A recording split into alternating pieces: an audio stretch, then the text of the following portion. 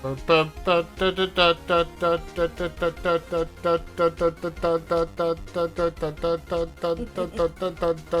isn't Mortal Kombat, honey. What in the world? Yeah, I know there's a little bit of similarity between those songs, but it's that's what I was going for. It was just alerts are now available on my dashboard. I'll have to check that out at some point. See if we can improve our alerts. But I'll keep what's up until I can fix it. Hello, my loyal subject. Welcome to Married Couple Plays. I'm Prince Thunderflare. And I'm Doodlebug. Alright, we're about ready to start the game. Yeah, it has been a while. We apologize for that. Yes, real stuff happens. Just, when we last left off, the, boat shop owner tried to testify, and, his account made Edgeworth look real bad, but then Harry Butts, of all people, Larry Butts. Oh man, no, I'm getting it wrong. Larry, of all people, managed to swoop in and save the day because he had been there on the night of the murder and he remembered there only being one gunshot. So Phoenix Wright suggested that there was a separate shot to kill the victim, and then the real murderer set up to frame Edgeworth by going out on the lake and firing two shots. The first shot to get people to look at the boat, the second shot to make it look as if he had been murdered. So he could pose as whoever the victim was. I couldn't remember his name. Huh. And being specifically said that the one other person that could have murdered them is what is oh my god, we missed National Donut Day. No. Sorry. We could have tomorrow be our makeup donut day, okay? But then they won't be free. Well, that's just something that happens. Now I'm sad. Lord. This is what I married, everyone. Anyways, so Phoenix suspects that the boat shop owner is the actual murderer, and he mysteriously vanished. Totally not suspicious. Yep. And then we left off with Edgeworth saying he had a nightmare of he's been having nightmares of murder.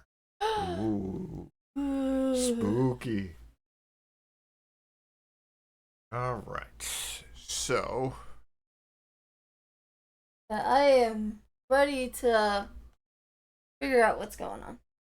all right, so let's boot up this game, get this started. First, it seems it's gonna take it a few seconds. Figure it out. Like, all right.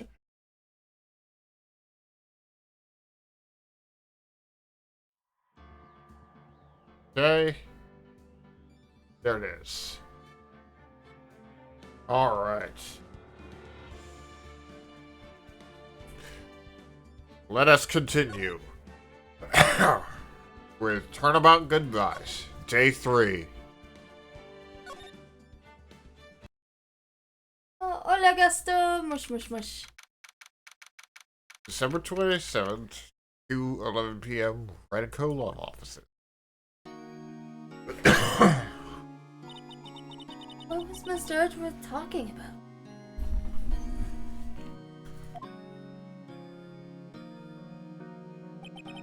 A memory of a crime that I committed. A memory of murder. Murder of your penis, that is, Phoenix.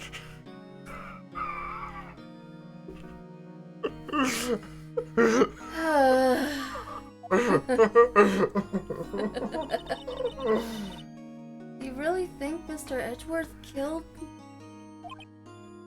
Ellipses. I don't believe it. Not Edgeworth. Some painful memory has been troubling him recently. Probably his dad's death. But he never takes someone's life. Never. Nick. Hold on. I feel like putting the volume down a touch. Like, to there, because it feels a little loud. Yeah, be sure to let us know how the volume is. Yeah. Yeah, alright. Yo, how's everyone doing? Larry? What do you think of my performance today? I had him swooning. I Isles. swooning in the aisles. Huh, man? Swooning? Me? Oh yes. I do remember feeling faint.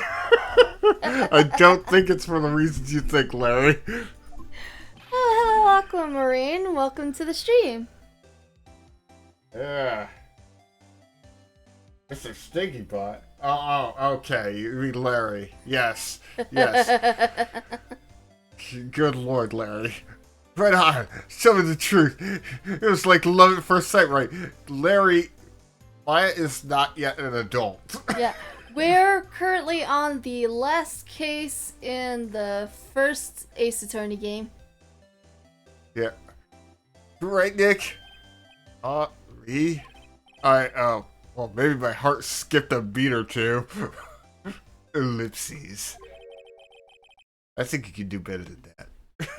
Suddenly gets super serious. Come on. I saved Edgeworth in that dude. Edgy. You should be bowing before me. Yeah, bow before your hero. No. Oh god. First. The anime teary eyes. First. Woohoo. It's hot out there, hot. But someone is happy about how this case is going. He's be too happy to care about anything I show him. Don't show him anything else, son. Okay. Yeah, but we should probably talk to see if we can find some information. Yeah, we need information. Yeah, Larry, you really helped out in today's trial. You did. If you weren't there, Larry, I'm sure Mr. Edgeworth would have been found guilty. Oh, he was, literally. Seriously, Nick. That bunch of caretaker guys, pretty suspicious. But Edgy ain't off the hook yet. Way to spoil the mood, Larry. Hey, it's what I do. Wow, Aquamarine. Extreme, but, yeah. Yeah, and, I know what else Larry does later in the series, and good lord. Guy's a mess. Hey, I'm just a guy sitting in the audience, you know. Where I'm sitting. Edgy, you seem pretty. Edgy. Oh! Just have those sunglasses drop over his eyes. With the John Cena music. Da, da, da. No. Yeah! I mean, can you really know he's telling you the truth about that night? Exactly. Boo. Nick? I don't know. But what I do know is I'm gonna believe you two until the end. Oh god, you're starting to make me on. Sorry. Us two. Edgeworth and who else? You mean me, right? Oh no. Yeah, he means me. Right, Nick? Right? Please be my friend. Yeah, you, Larry. Not me? Ellipse. But why you, Larry? Don't get jealous. Huh? Actually, yeah. Why me, Nick? I mean, I'm kind of an asshole. Ellipses. Enough with the silent treatment. I gotta be mysterious with the ellipses. Edgeworth. Nick, why do you trust Mr. Edgeworth so much? Well, Maya, you puts his hand on his shoulder. It's because I'm gay. I mean, he's changed recently, true. But when we first met him, he was kind of a jerk, don't you think? Yeah, I like being degraded. That's my fetish. Ellipses. You didn't know him back then. Back when he wanted to become a defense attorney. Wait. Was that when you two were classmates? Yes. In grade school. They saved me. Miles and Larry. They saved me and I'll never forget it. Really? That's why I became a defense attorney, you know. What? Hey, Larry, what's he talking about? I don't know. I don't do remembering things. Sorry, I kind of forgot. Freaking ass. This is the most important day of my life and you forgot it. Hello, baby. Fucking ass. Okay, Nick, out with it. I'm going to hear the story today, and that's final. Okay. It's kind of a long story, so hang in there. So it all started with the formation of Japan and in the Meiji era. Well, okay, Japan still existed before then, but it was the very end of 3rd grade. I was on trial. A class trial. Monokuma just pops around the corner. Did somebody say class trial?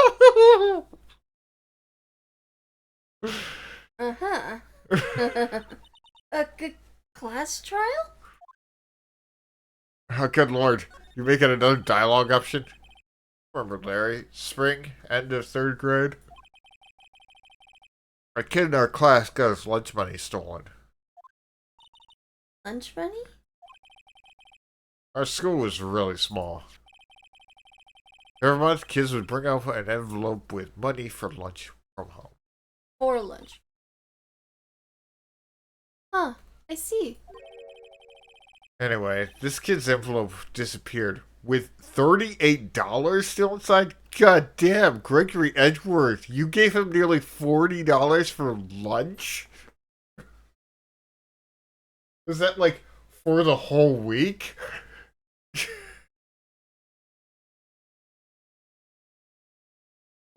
You're nodding. I feel like I somehow managed to hit the nail on the head by complete accident. It just seems like time ago we had these with our ID cards. We had money attached to them, and that would cover the cost of lunch for the week. okay.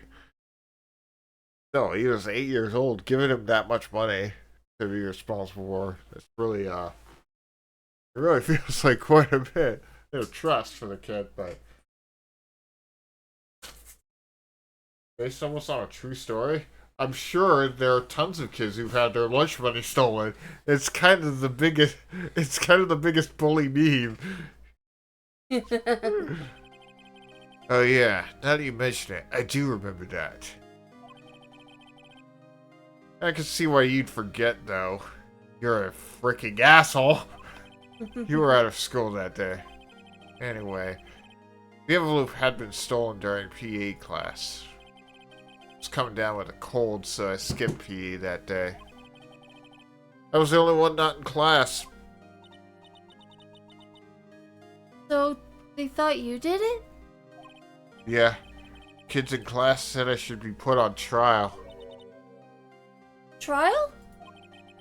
So the next day, we held a classroom trial with me as the defendant. Oh. They're tall 3rd graders. I didn't do it. Yes, he did it. Guilty, it was you. Thief. Give Get money back. You're such a meanie. No one play with him. Just a meanie dude. You can't have the truth. Tell us the truth. We're not gonna play with you anymore. Oh, good lord. 50 Did you rob my bank the other day? Now, Phoenix, you know you shouldn't steal people's money. It's not right. In the end, even the teacher thought I'd done it. go over and apologize, Phoenix. Hmm. I didn't know what was happening. I was so sad. I couldn't stop crying. Everyone was staring at me like I'd done it. I tried to apologize. I went to where the boy whose money had been stolen was sitting. Ellipses. That's when it happened. Objection. You shouldn't have to apologize. Yes, even when I was a child I sounded like this. The only thing that belongs at a trial is evidence. Anything else has no place. You should all be ashamed. Amateurs. Just imagine little Edward doing his little finger wag The like, Karimo whoa. card, the nerve! took my rare foil Charizard. Why? Miles? Oh my gosh, she's adorable! Oh!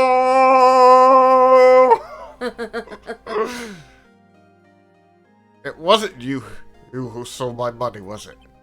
No? Then you shouldn't apologize. Everyone's shouting you did it, but no one has any proof. That's why, Your Honor, this boy is innocent. We don't have an actual judge.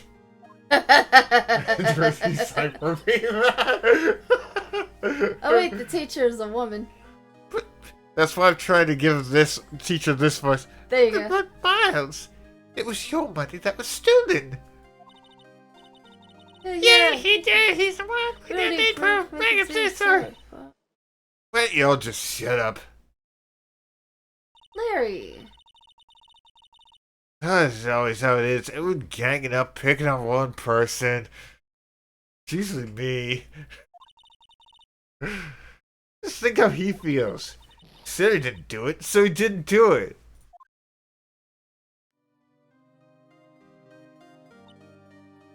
Ellipses. Very well. I will replace the money myself With my meager teacher salary. Oh.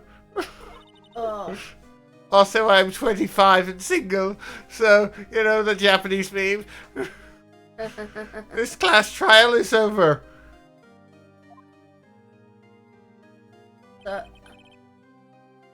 That's how it happened. I wonder what happened to the money. Was Yeah. the perpetrator ever caught, you think? I might find out. After that, the three of us were the best of friends. Wow.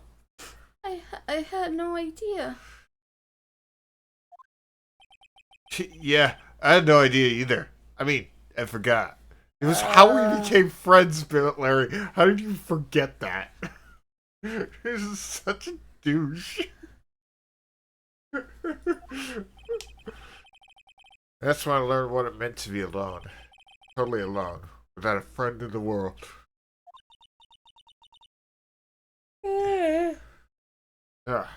You did a good thing, Larry. Oh, yeah, well, I'm just lucky I took the day off from school. If I'd been there, they would have thought I'd done it. So I took it kind of personally, see? Something smells, it's usually the butts. Yep. Alright. Anyway, Edgeworth and I talked at the class trial. That's when I heard his father was a defense attorney. I remember his eyes would shine when he talked about his father.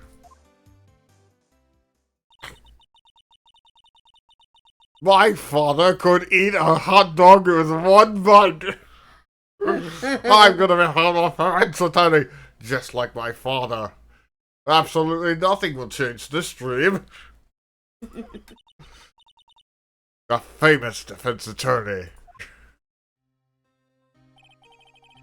Then a few months later, he suddenly transferred to another school. The deal incident. Right. I'm not sure, but the transfer probably had to do with his father's death. The That's so sad. Ellipses. It was several years later when I heard Edgeworth's name again. There's an article about him in the newspaper. The headline was something like, "Dark Suspicions of a Demon Attorney. Fabricating evidence, manipulating testimony, covering up facts." Oh, I would never do such a thing. More than once. The article said he'd do anything to get a guilty verdict. Anything. By the way, but why? What happened? I mean, it's not the edgy I used to do at all. That's what I thought too. Tried to get in touch with him, I don't know how many times. He never replied. I guess he didn't want to see his old friends. I couldn't just drop it though. I wanted to meet him, to learn why he became who he became. That's what I decided. Wait, you don't mean... That's why? That's why you became a defense attorney? To meet Edgeworth? Yes. Haven't you guessed I'm super gay for him? If I was a defense attorney, I knew he'd have to meet me whether he wanted to or not. I could see that happening, Aqua. Lots of cases. Screw the case, I have money. Oh. If I was a defense attorney, I knew he'd have to meet me whether he wanted to or not. In bed. Edgeworth believes in me, and I believe in him. He's in pain. No one is on his side. I'm the only one who knows the real Edgeworth. I'm the only one who can help him. Sounds... With this throbbing... I'm sorry I'm losing it, because there's so much gay undertones in their relationship.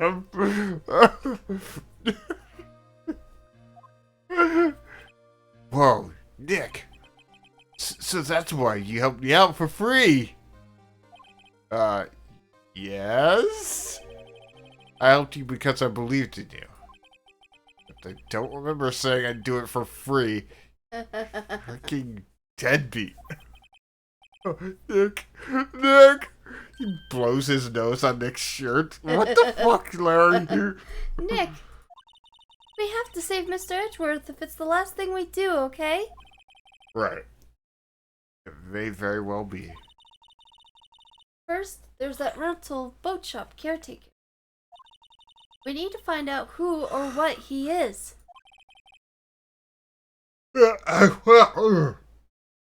I'd settle for who.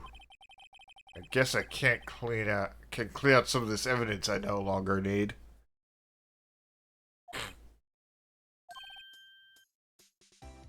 Okay, let's go.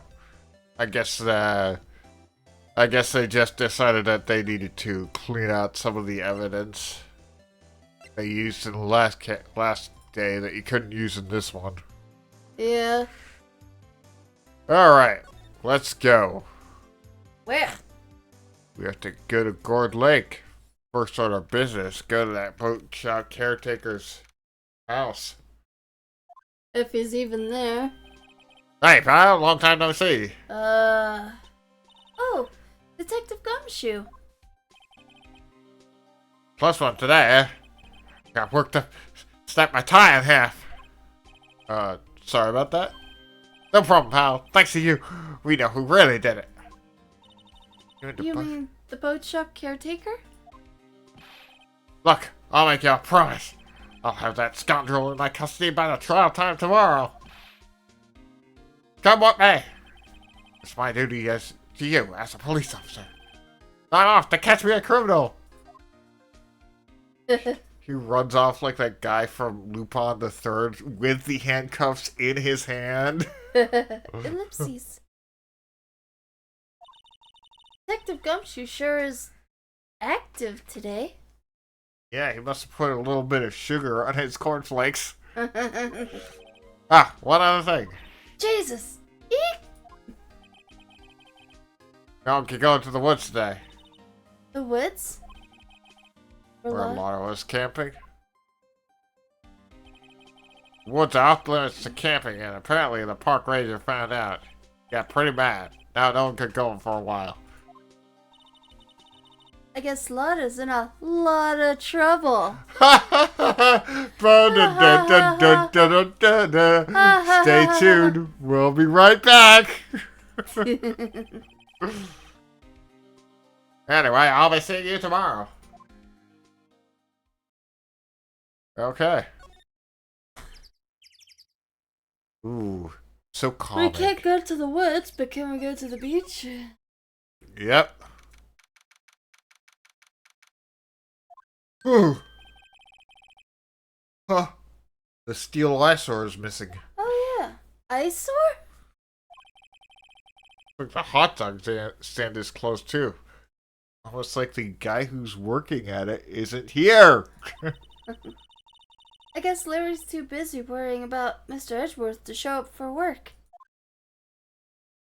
Yeah, what's his excuse all the other times?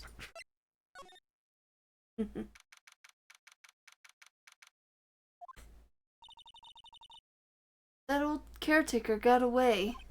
Yep. I never imagined he might be the real murderer.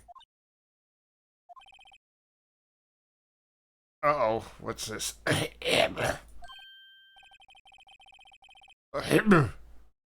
know that Claire got to throw it anywhere. Hello, what have you been doing here? It's him. Have a look. Yeah, but Grossberg, I have a question. Yes. Why aren't you wearing pants? Why should I? Oh, the days of my youth. Like the scent of fresh lemon, you see. Mr. Grossberg, this is no time for idle reminiscing. Oh, that reminds me of a girl I once knew. Mr. Edgeworth's trial ends tomorrow. That is true, yes. But from what I saw of today's trial, Edgeworth should be fine, right? Well, I'm not so sure about that. Oh, what do you mean by that? I'm not sure. If you find anything out, come by my office at once. I may be able to offer you some assistance. Thanks. Bye. What do you think Mr. Grossberg was doing here anyway? Who knows? Alright. Go into the caretaker shack. Definitely need to find stuff in here. Oopsies. Nobody's home. Yeah, after fleeing the police, I don't think he would get back to his home. Hello, what? Hey, it's Polly. I wonder where your owner's gone, Polly. Vegas, what? Hello, what? I can't believe he'd run off and leave his poor ferret to fend for herself. I mean, have you heard escaped parrots are a massive invasive species? They do extraordinarily well. Hello, what? Okay, I'm starting to wonder if parrots are edible. Alright, so we're gonna have to examine things. It doesn't look like he used this kitchen much. You're right. I guess the whole pasta restaurant thing was a lie. What? You thought he was telling the truth?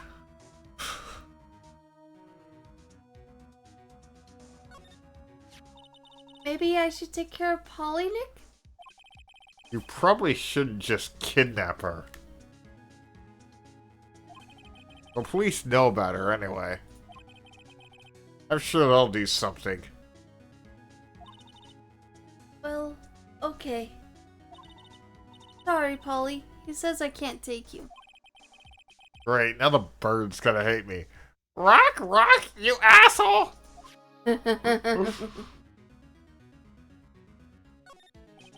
Got a Katatsu. Everything's cold. Looks like he didn't turn the heater on. I guess he hasn't been back since the trial. Say, Nick. Don't people usually put pictures of fish up on the wall to boast about them? Yeah, I guess so. Doing the pictures of the fish they caught, right? Right, but don't all the fish on the wall here look really puny to you? Well, you know what they say. Should have seen the one that got away. Ha ha ha! Finger guns. He actually says finger guns as he walks out, but he misses the door and walks into the wall.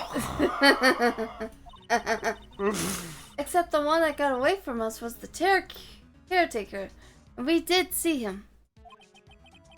I don't feel like we're having two different conversations here. Kinda does feel like that.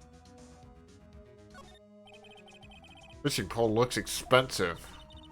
Maybe we should bring it to Detective Gumshoe. What do you think the caretaker would mind? Well, we could just leave him the metal detector in exchange. Maybe we'd better not. It's not how trading side quest works. Trash cans. There's always something in the trash can. Ah! What's wrong? Huh? Oh, never mind. What? Tell me. Just, I saw the TV, I remembered. They're showing a Pink Princess special this week. Ellipses. Oh. See? That's why I didn't want to tell you. Yeah, That reminds me, Nick. Holly here knows the number to the safe, right? that's right. Holly, what's the number to the safe? 1228. What? Let's open it, Nick. Come on. Oh, sure. Invasion of privacy is super cool. Sure, there isn't any money in there. Aww. You wanted to rob this man? What the hell? But hey, he keeps it locked, right? So there must be something of value in there. It's just a bunch of dirty magazines. That was Master Roshi the whole time. I'm not so sure. Okay, Nick, let's see what's in there. I guess there might be a clue or two. The only thing in here is a letter. A letter? Aw, boring. Huh. No name or signature on this thing. It's handwritten in very precise, clear letters. Ah, yes. Incriminate yourself with your own handwriting. Please. Get your revenge on Mr. Edward.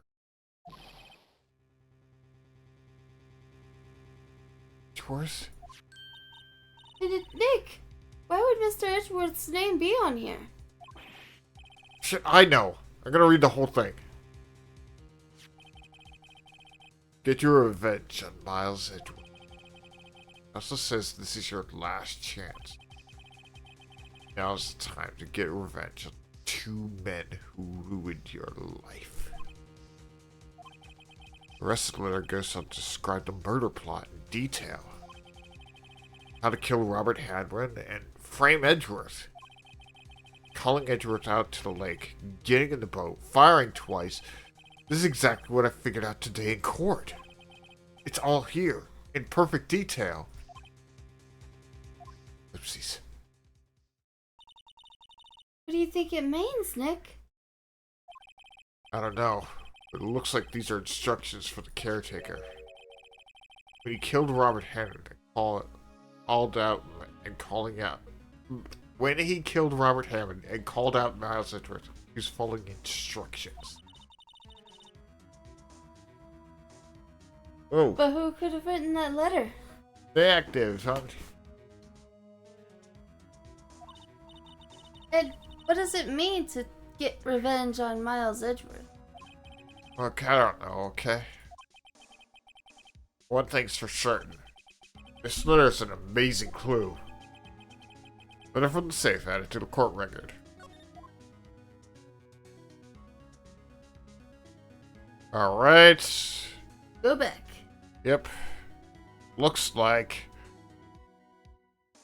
that is all for that. Mm-hmm.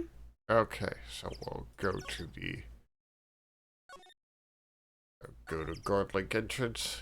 Mm-hmm. And Grossberg said we could go right to him. God damn it, we have to. One day left, Nick. Yeah, I know. Well, no time to waste. Let's get going. No, I don't need to do that. This is just to get close to the Grossberg law offices. That's where we can get some more information. Nice. He's out again. When does he work, anyway? Now, don't be harsh. Guess I'll have to come back later. God dang it. Detention center? I didn't want you to come here, right? But also, Ponsby did want you to come here. Ellipses. Look as grim as always. Mr. Edgeworth, I heard the story about the class trial. Class trial? What do you mean? You don't remember? No, I don't.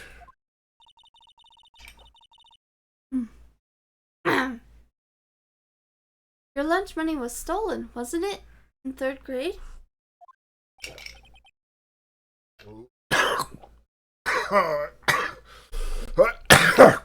Sorry. A little bit of my coffee went down the wrong way. Alright, got it. Lunch money. Oh, right. Yes, I seem to remember something like that. Nick, I think you're the only one who really remembers. Well, it probably only really mattered to me anyway. Mr. Edgeworth, didn't you know? That trial was the reason Nick became a defense attorney. You're an idiot, not right? Ridiculous. Gee, thanks. It's only my dream. That said, it does sound like the kind of thing he'd do. You don't change admit, have you, right? So simple. You're faulting it. Well, maybe yeah, but I think you changed too much, Edgeworth. Perhaps. Aww. Why prosecute?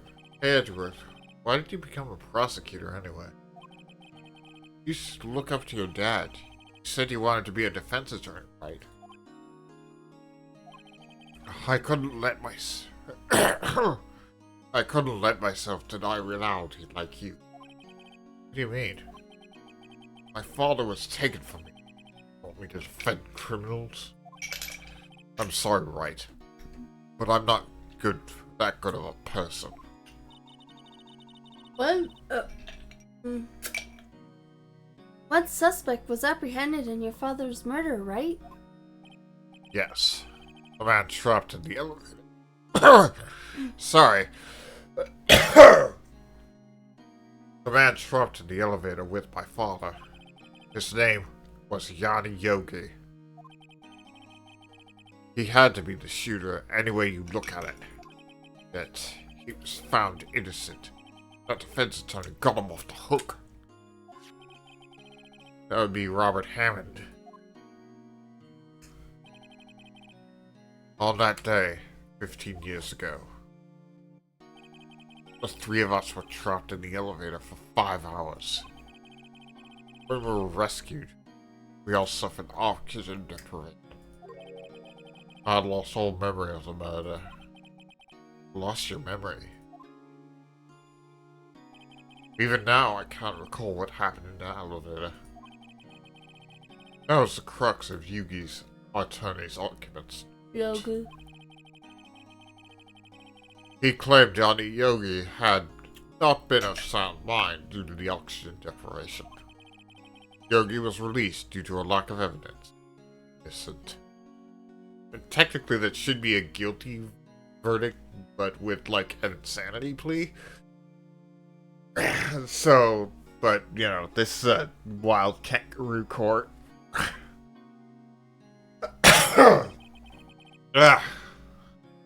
That's when I changed my mind. I started to hate defense attorneys. Prosecutor Von Karma. What's your relationship with Von Karma? He's my teacher, a man who deserves respect. Yeah, I learned everything I know of courtroom techniques from him. So he's like my sister was to you, Nick.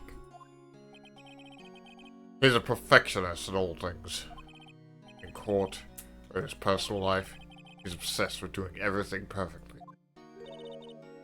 Perfectly, huh? In all the cases he's taken on, none were left unsolved. Not one suspect was declared innocent. Ever. But that's... I know. It's possible some of the death suspects were indeed innocent.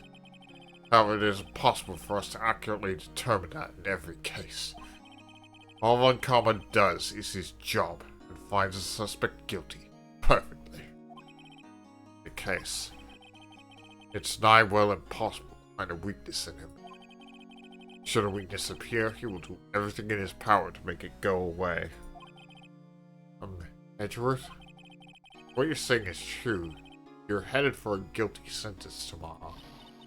He's right. Now's no time to praise the enemy, Mr. Edgeworth. It's a strange situation in which I find myself on it.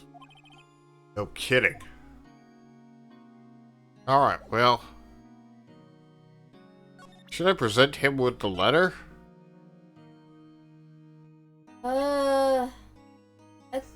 I'd say yes. Edgeworth, see this letter? This came out of the safe this came out of the safe in the shack where the boat rental caretaker lives. I see. What? Revenge on me? Who is that old guy anyway? I don't know. To be an innocent defendant, you got declared guilty or something? Nice, Raj, but I don't remember that old man. Not at all. So he was following this letter then? Which means there was someone else behind it. It's time to get revenge on the two men who life. Two men. Me, myself, and Robert Hammond.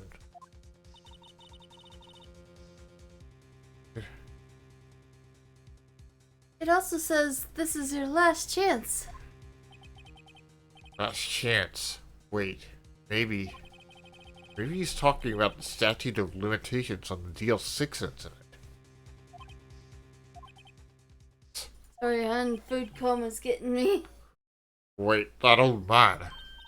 What is it? Do you know who he is? Come on, I'll keep you awake. Bongos.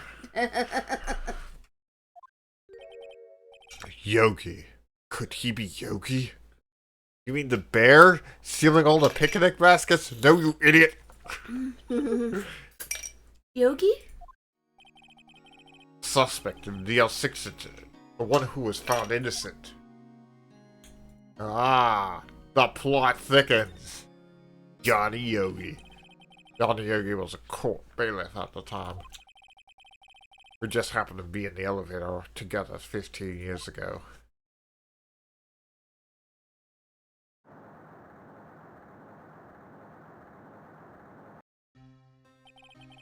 The quake was incredibly strong. Before I knew it, everything was dark. We were there for so long, it felt like forever. The air thinned. Darkness closed in on us in that little box. We became unsettled. I can't breathe. Quiet. I said quiet. You don't make it any easier.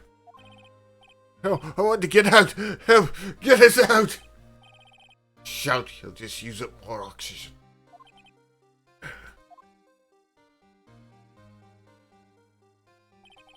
That's all I remember. When I came to, I was in a hospital bed, staring up at the ceiling. In court, Yana Yogi's mental condition was called into question. They claimed the oxygen deprivation and stress had caused temporary insanity. In the end, the claim passed in court. Yogi was found innocent.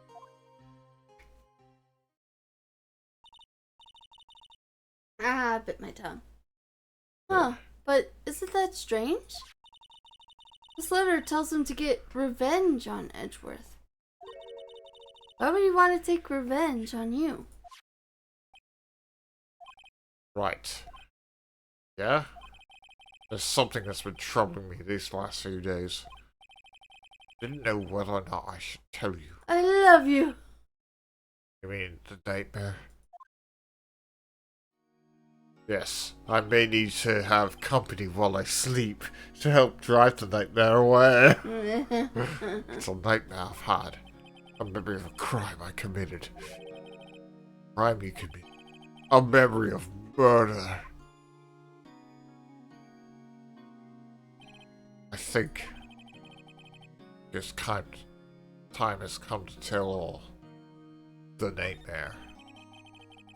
For the last 15 years, I've had the same dream almost every night. God damn it. I wake up in a fearful sweat every time. Kind of dream. It was a dream about my father's killing in the dark. Help! I can't breathe! Quiet! I said quiet. You're not making this easier. I want out! Help! Get us out! Don't shout. The oxygen. I can't breathe. You're using up my hair. What? Stop breathing my hair. I'll stab you. What? What are you? Stop breathing my hair. Father. He's attacking Father. Then I see a pistol lying at my feet. I don't know if it was evidence from that day in the court or the bailiffs. The days I pick up the pistol. Get away! Get away from my father!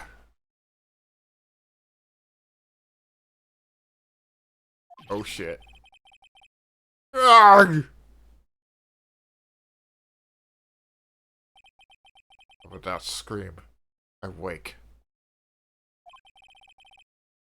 It's a bone-chilling scream. A scream that has rung in my ears for the past 15 years. But just a dream, right? Right?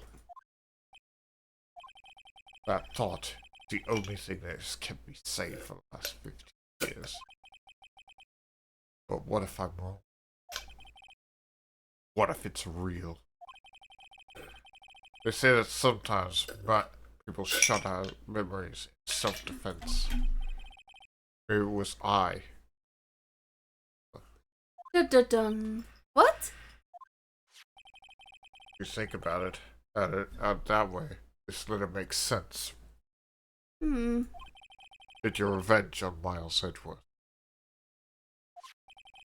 Think about it. Yogi was really innocent.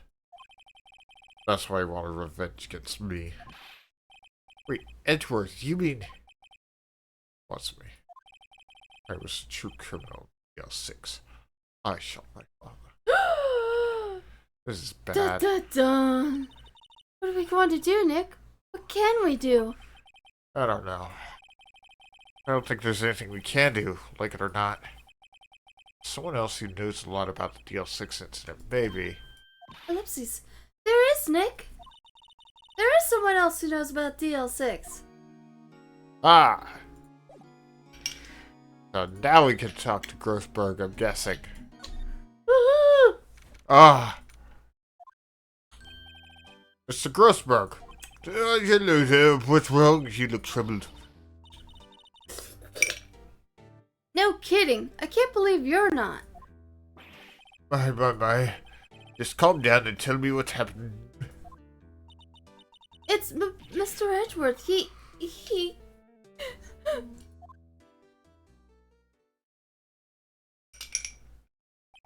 I see.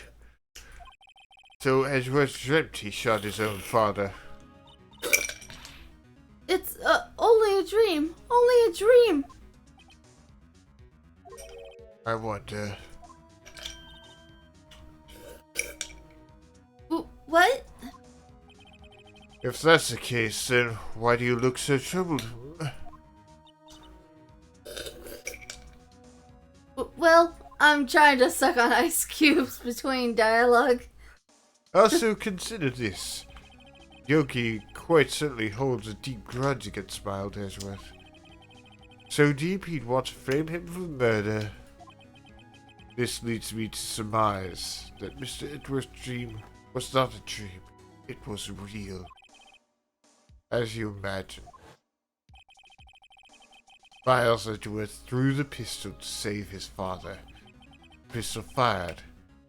It's done.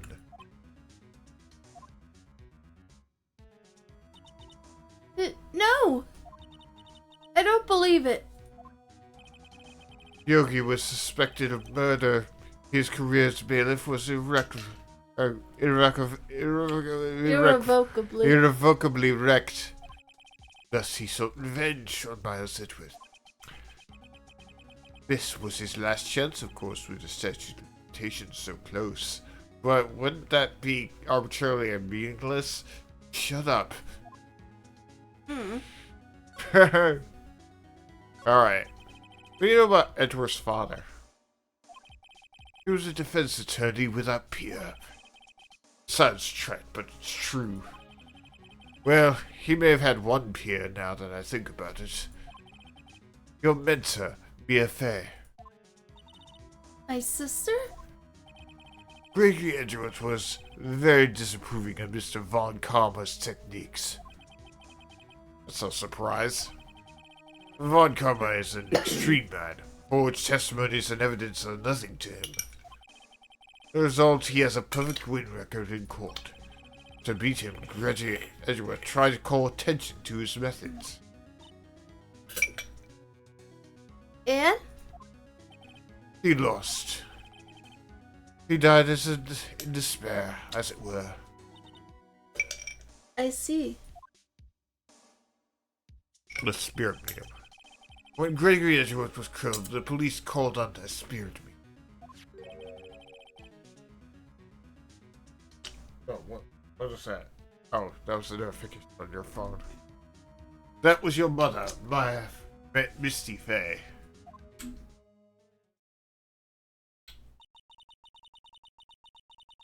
I'm Gregory Edgeworth. I have been killed. One who shot me was the bailiff, Honey.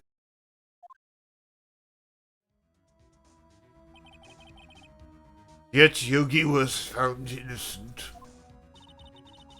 That's when my mother left us. Everyone called her a fraud. That's right. Everyone thought she was, you see. Yet, now that I think about it, it seems the one who lied was Gregory Edgeworth's ghost. Gregory Edgeworth must have known who shot him. I don't believe it. Are you saying he falsified his testimony?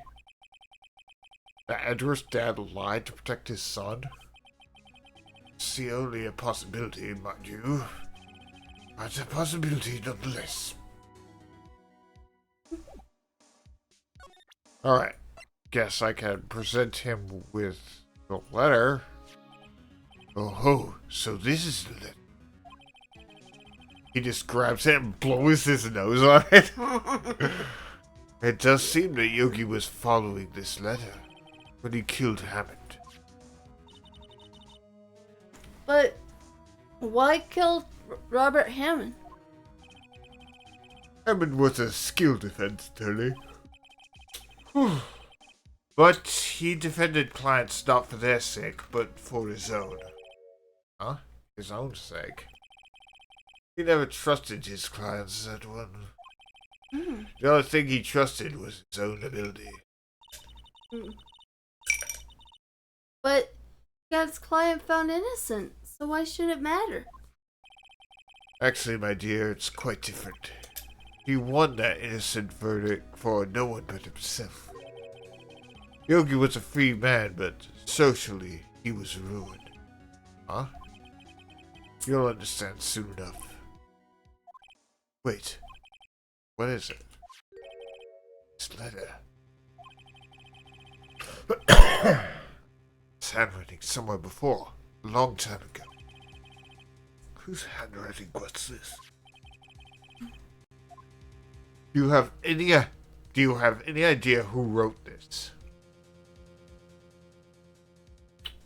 Well, definitely wasn't Miles Edgeworth. Couldn't have been Yanni Yogi because it was instructions for him. Coburn von Karma. Huh. Could it be Manfred von Karma? But Karma. Why would he have something to do with this? Because this psycho. Not sure.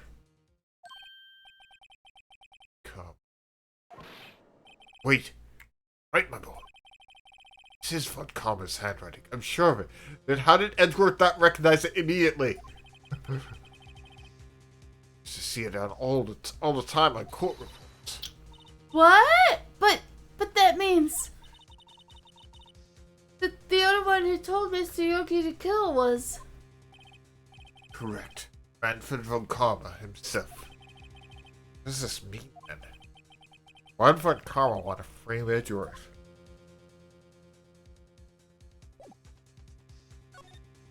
Oh yeah. If it truly was von Karma who wrote this letter, then he would know the truth. He would know that Miles Edgeworth had accidentally killed his own father. He'll say as much tomorrow in court, I should think. He'll press the point until he can find Miles Edgeworth guilty. Oh no. But how could Von Karma know about Mr. Edgeworth's past like that? Even Mr. Edgeworth thought it was just a nightmare. That I do not know. Yet I do know that Von Karma is both persistent and a perfectionist. He may be seeking to satisfy his grudge against Gregory Edgeworth by hurting his son. You mean? It was 15 years ago. Von Karma met Gregory Edgeworth in court, and Von Karma did win, but he didn't make it through the trial and scarred. Gregory versus Manfred. What happened in that trial between Edgeworth's dad and Von Karma? Von Karma got the guilty verdict he wanted. He won the trial. But Gregory Edgeworth accused Von Karma of faulty evidence. And though he lost the trial, Mr. Edgeworth's accusations stood. Faulty evidence. It was the only penalty Von Karma had ever received in his career as a prosecutor. Gregory Edgeworth dealt a blow to his perfect trial record. Wow. It must have been quite a shock for Von Karma. He took a vacation for several months after that, you see. Vacation? Yes, an unusual event for the man. It was the first and last vacation he'd taken in his many years of prosecuting.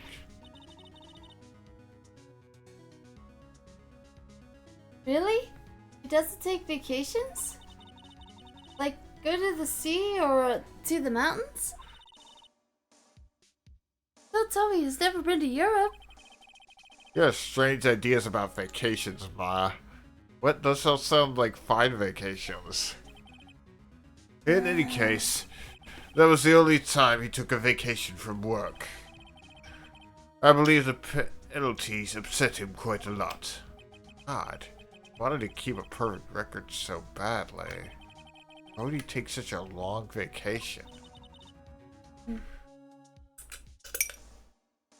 What do we do, Nick? Von Karma is going to bring up DL6. You can bet on it. What if Mr. Edgeworth pleads guilty to DL6? I won't let him. Yes, Mr. Wright. I hate to say this, but even accidental murder is murder, you know. Know that. Just believe in Edward's innocence. Can't believe he killed someone. But Nick, Mr. Edgeworth admits it himself. His father must have lied to protect him from beyond the grave. I don't care. I know he's not guilty. Mr. Wright, if you say so, I suppose I could check again. The police files might hold something of interest. Mr. Grossberg, thank you. I can't promise anything. In fact, I think the chances of finding something are slim. I understand. Police material, some... Alright. Man, you sure like butts, Aquamarine. Alright. Well... I don't want to go to the detention center. I want to go to the criminal affairs department. See if we can find out more about the DL6 incident. Find out their files. There's hardly anyone here. They must be out looking for the old guy, Yogi. Oh, it's you. I didn't think Gumshoe would be coming back today. He stayed out late looking for someone. Sounds like Detective Gumshoe is pounding the pavement for real. We were wondering if we could check out the records room again. Well, now I can't have just anyone running around in there, but I guess Mr. Von Karma's in there now anyway. Uh-oh. You can go in as long as he's there. Von Karma? Yeah, he arrived actually. He just arrived actually. Karma's in the room. Nick, let's hurry. Yeah, we gotta hurry. Yeah, but first, let's look at this badger. Honey! We gotta stop him from falsifying anything. I don't think we can stop him from lying. He's always doing it. Dusty as always. They're only here just yesterday. I'm sure they haven't had time to clean. What's wrong, Nick? Nothing. They're just noticing he isn't here. On Karma? Well, Oh. Huh? One of the drawers here is open. I must have been looking at it recently. The label says unsolved cases, evidence. Oh well, that sure helps us. Unsolved cases. Nick! The file for DL6 is completely empty. What? I knew it. What are you doing in here? Von Karma! I look very stupid from the front, you know? You. How do you know my name? Huh? God. You asshole.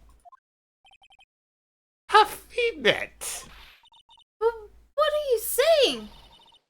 We see each other every day, don't we? We're Miles Edgeworth's defense team. Defense team. I beg your pardon. You see, I rarely remember defense attorneys. Oh, They are like little bugs to me.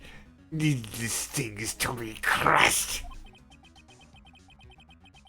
See how this guy was Edward's mentor. So Von Karma, how's your day? Mr. Edgeworth is your student, right?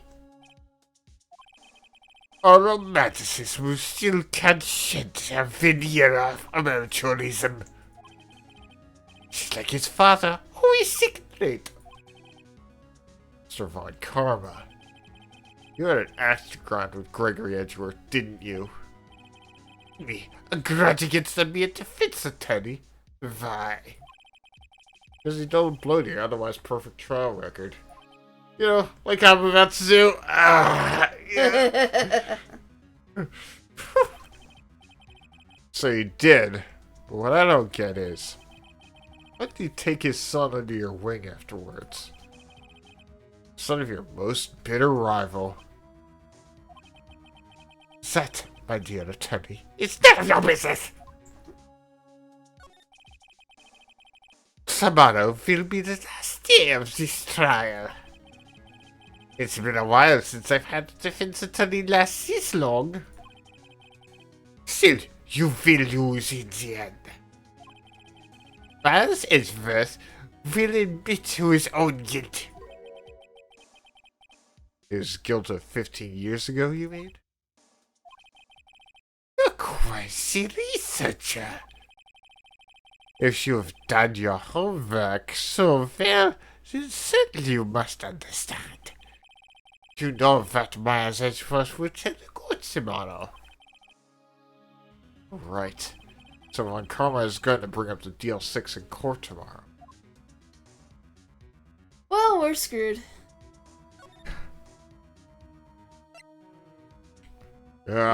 We can get him. Hey, have you seen this, buddy? Mr. Von Karma, have a look at this. This was you, wasn't it? You instructed Yanni Yogi to commit murder. Yanni Yogi? How many years has it been since I've heard him called by that name? Wait, that name? He's a fool. I told him to burn it after he read it. Uh-oh. So you admit it? You wrote Mr. Yogi this letter. Yes, my dear defense attorney. Thank you for taking the trouble of bringing it What to have me. you done? You saved me from a lot of needless hassle. What? Thunder, what have you done? I'm sorry. What is that thing? A stun gun. For self-defense, usually. A taser? Indeed. 600,000 volts will course through your body like a dog touching an electric fence. Oh, jeez. 600,000? Oh, don't worry. People don't die from it. Usually. Now give me the letter. No. Jesus. No. Ah! What are you? Nick, run! Ah! Well. Where? Out of my way!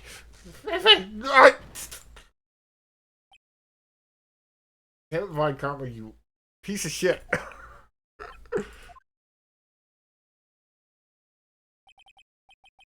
He got us. That is gone, of course.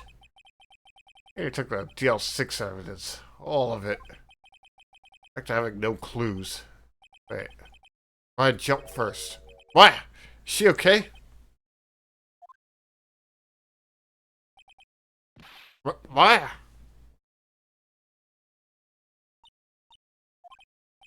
What? Open your eyes. What? The letter. You take it? Yeah. You okay? I couldn't stop him. I jumped as fast as I could, but one shot from that thing knocked me out cold. I'm useless. No good as a lawyer or a medium. I can't even call my sister. Not even now, when we need her the most. I wish I hadn't woken up at all. What? There has to be some way I can help her. Better do something about her self-confidence first. Huh? Why? She's holding something. What is that? A bullet?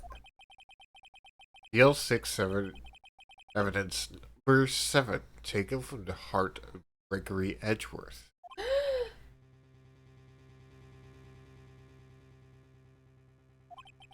Von Carmel was holding this when Maya jumped him. Ah. I'll prove it to you, Maya. You're most definitely not useless. I'll prove it to you in court tomorrow. Alright. Jeez. Now it's time for the trial. Get ready. I think I need some soda. Gonna get some soda or something. We don't have any soda currently.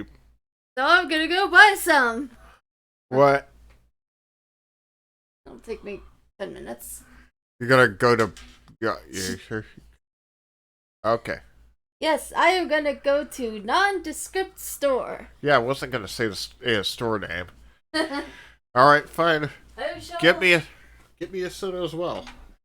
So I will try desperately to entertain our guests. Do you know that peanuts are neither peas nor nuts? This is that wacky? That's wild, isn't it? Alright.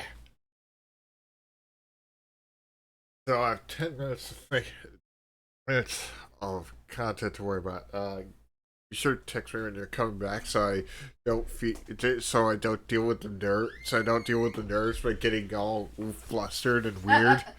Hey, talk about the new Legend of Zelda game. No spoilers.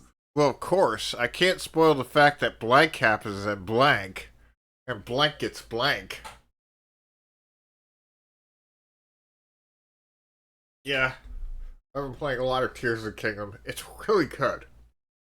It's like Breath of the Wild, but with 2 maps, one stacked below it and one stacked on top of it. And good lord, major problem is the frame rate drops because of all of that stuff. There's so much content just shoehorned in that little flash drive. Like, what? How did Nintendo manage this? But yeah, it showcases further that Nintendo really should be releasing a new console, but they probably aren't going to very soon. Because, I mean, the Switch is selling like hotcakes. I don't think it's even peaked yet. Might as well take a look at that. Take a look at those numbers. Nintendo Switch sales.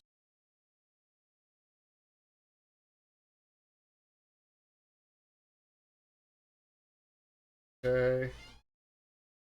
Process 120. Also, a fun fact: most of the puzzles in that game can be solved with a really long stick. Yeah.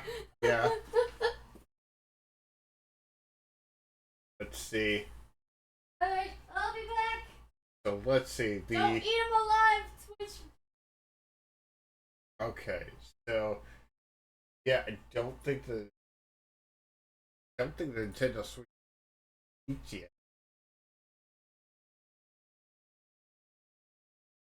Let's see. So here, when was it released? It was. I think it's in the 5th year of its release.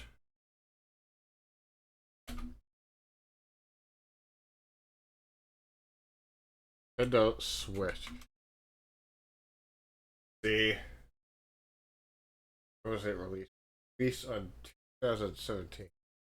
So yeah, we're in the 6th year of its release currently, and we haven't even determined whether or not sales are crazy. The sales just kept going up and up and up. So yeah, I don't know if Nintendo's going to be releasing a new console within very soon. But anyway, yeah. But Tears of the Kingdom is keeping it alive at the moment, keeping it up there. So I do think sales will start dropping after this because I don't think Nintendo has a lot of big releases. I mean, they had the Pokemon release, and then they have this, so that's gonna hold them off for a few, or gonna keep sales steady for a few months.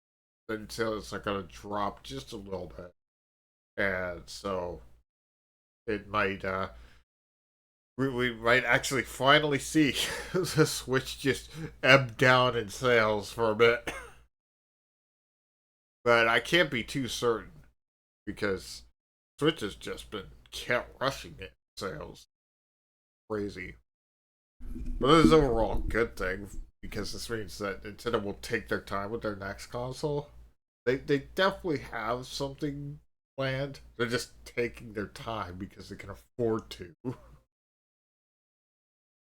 They kind of had to rush the Switch out, and that's why it's really underpowered, and why there are a couple bugs in it that they still haven't fixed.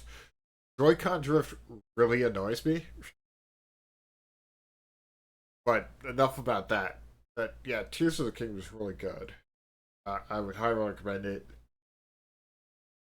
It is unbelievably fun, and the new features really improve on the gameplay and make it a lot more involved than Breath of the Wild. Would be the right way to put it. And okay, now my brain is like, what subject do you go for next? What subject do you go to next? Yeah. Yeah, now my brain's just stopped for a moment.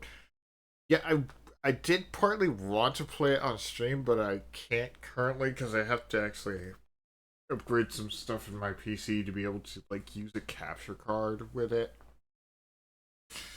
And I've run into some minor issues on my PC that may require me to improve on certain things. Like to get some parts. Run into some boards, so I might need.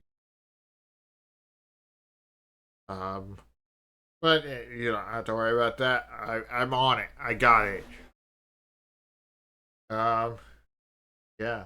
So, okay. My brain is just.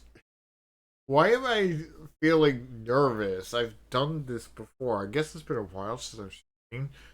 So my brain is just not in that. It's I just really weird feeling.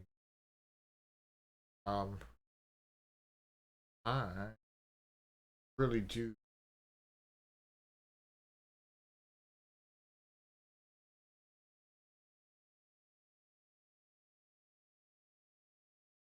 But too bad. Have have to. Temperature. Yeah, this was the phone shows a temperature outside, not in the house. It's definitely not 89 degrees. We would not be having this conversation if 89 degrees where I'm sitting. It would be a very different conversation going on. That would be just absolutely brutal. Because, God, it is hot out. Yeah, and I've had to work out in that heat, so yeah, that's fun. At least I get to. At least my actual work is kind of inside, but it's in a part of a arts of buildings where the air conditioning isn't. You know, so it wasn't perfect, but at least it was out of the sun, less muggy. So, yeah, in that regard, it was better. So yeah, that's so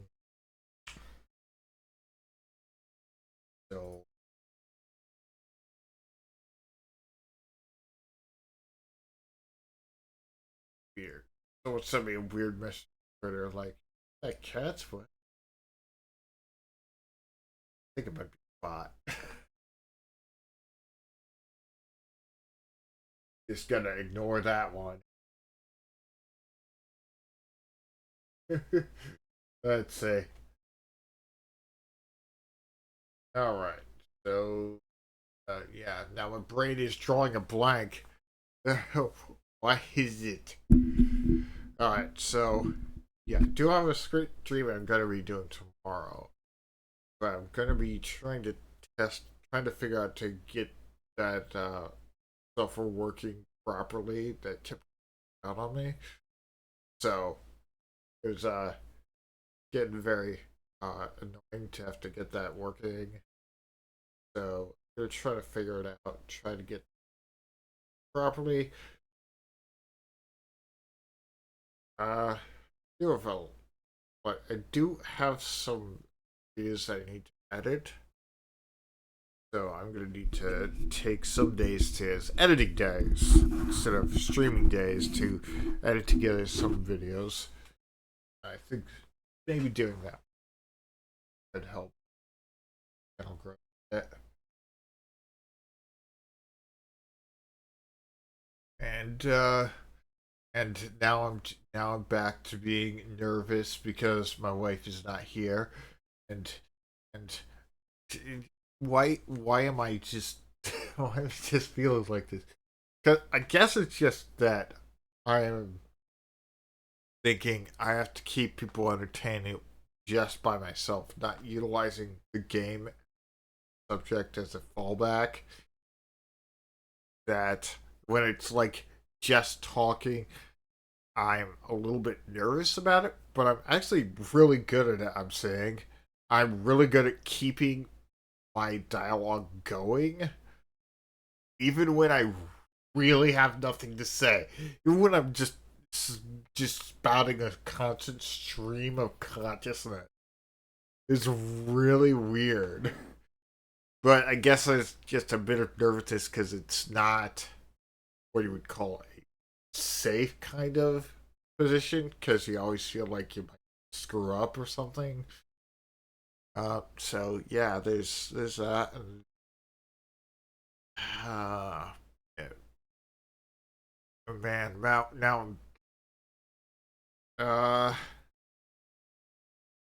another thing I was thinking, I want to get like a new PNG that's more representative of what I would want my VTuber model to be when that gets done. Uh, so I'll have my wife. My wife is gonna be my artist. She's been drawing my emotes.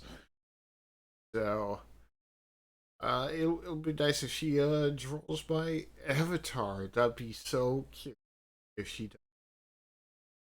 And yeah, we can at least start off with just a simple piece of art. I'm thinking I could use that. Like a proper model. Uh, yeah. So but the one I'm using has been serving me well, and I'm glad I've been able to make use of it.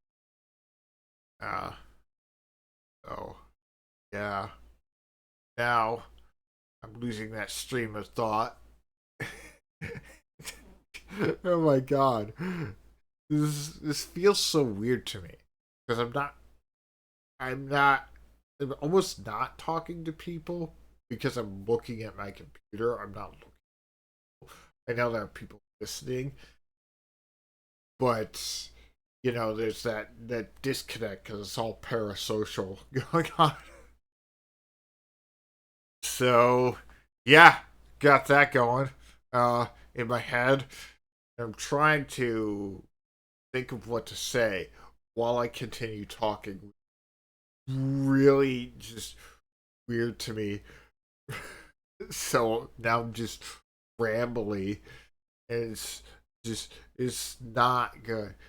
I I'm sure it'd be less nervous if I had background music, but right now I don't because I'm in the middle of the game, sort of, and maybe I need some scene transitions. Maybe I need a scene for when we're into the mode of just chatting, just for a short while, and then another scene where it's the gameplay. But I haven't really mastered OBS yet, so I may through it again and try to figure things out. So another reason I should take more days for like editing and stuff, so I can familiarize myself with software. I should familiarize myself with the alerts, stuff in stuff in Twitch, like that alert system that I just found out about today. Oh, no. Oh, and every time I'm feeling like I've exhausted all possible subjects that I can cover. And it's getting nervous. Like, what do I talk about now?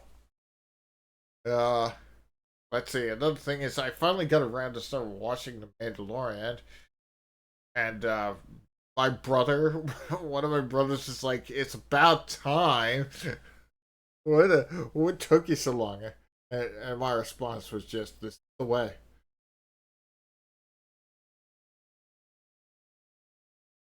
You got a kick out of that, man. I mean, if I talk about my brothers, I may need to come up with aliases for them in case I talk about stories about them. I don't think I'll be bringing up much for the time being, so I don't think you need to worry about it. Oh, one of my cats be like, "What is it, baby? Come here, Shadow.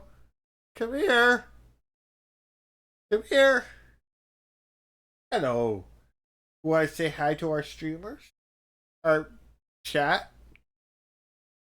We're the streamers. Your chat. What if you guys were the streamers all along and I'm just your chat? Whoa! Hello, you silly boy. Hello, baby. Hello. Hello. Oh, yeah, you're such a good boy. Oh, yeah. You're keeping yourself just like an inch out of arm's reach. What the heck? What is wrong with you? Why are you like this? Oh, yeah, that's a good boy. Ah! Hit me. But he does that out of love. He's such a sweet boy. Huh? Notification that's probably from Doodlebug. Okay.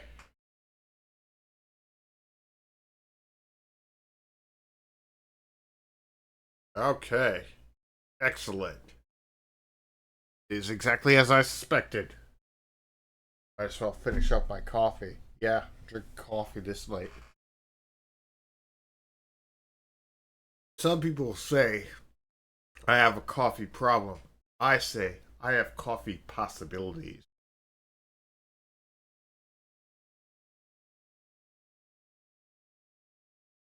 So it's not like coffee is highly dangerous. It's not like alcohol where they're like it definitely kills your cells. Alcohol is pretty bad for you. Coffee, not quite so bad.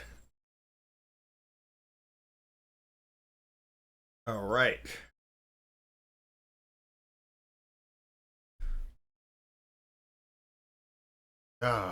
So, oh boy. Drinking that coffee that fast felt weird. And Shadow is gone. Bye, baby. What? And you meowing again? What the hell, boy?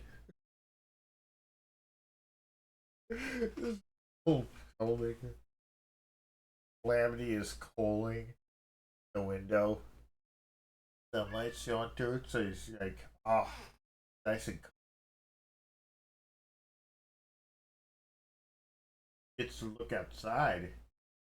Big wide world that he does not want to go. He hates going outside. He just flipped out the one time we tried to take him outside. Like, good lord, this is not happening. You're an indoor cat.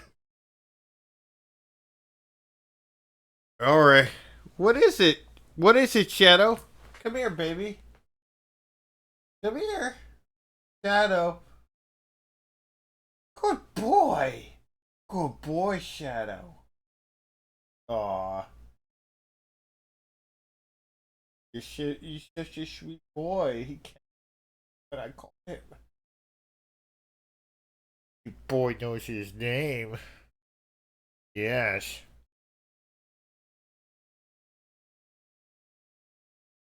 Oh. Being a little feisty. Gonna toss him a toy to play with. Here, Lois. That. Let's play catch. Not fetch, because he'll never bring it back to you.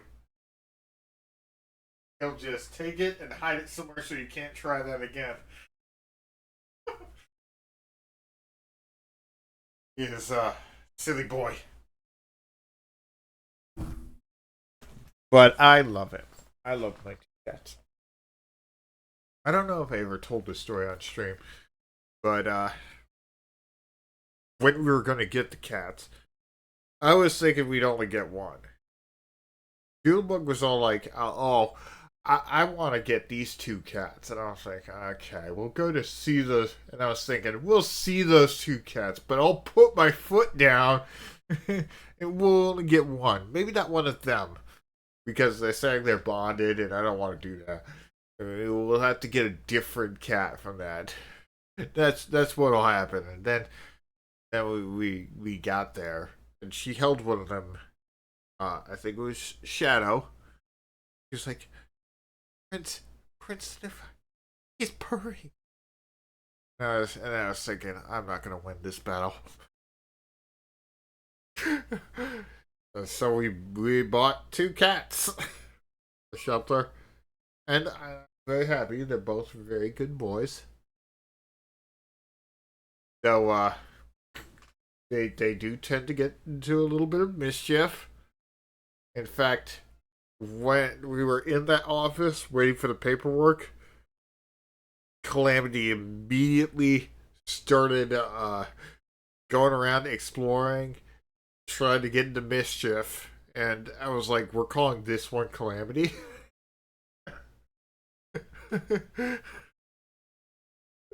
Because he is a disaster waiting to happen. And Doodlebug decided to name Shadow. Because of course it is very dark fur. Yes. They're both adorable black cats.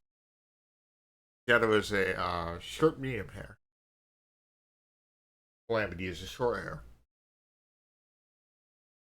I love them. They are so cute, so affectionate, and little needy babies. We're like, no, I need more food. We just fed you, but more. So, yeah. All right. I think that's her. I think she's back. She's back, yo. Hail, Doodlebug. Hello. I got the goods. Alright. Sorry to ask this of you because you think? Of course. I'll take that bag and Oh, I'm holding on to it. What else did you get? She always does this. She gets like she gets something and then she tries to hide it. Like, I'm gonna be judgmental or tell her you can't have that.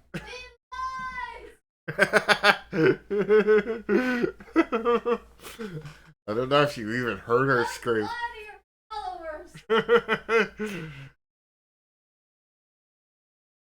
I lie to my followers every day. I'm not actually a talking magical horsey. I only got 4. Unfortunately, they didn't have the brand of soda.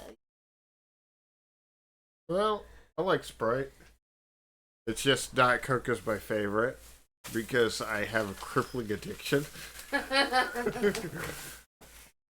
Hello again, Shadow. Also, I do like Pepsi, but not Diet Pepsi. Diet Pepsi is nasty.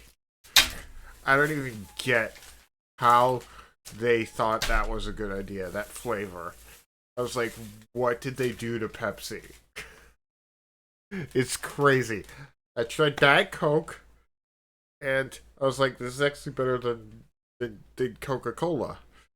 Then I tried Diet Pepsi, and I'm like, what the hell? This is like a war crime liquefied. Because I donated, I got a coupon. They gave you a coupon for doing a donation thing. Okay, okay. I'm trying to fix the microphone to put it in a better position, possibly. But all right.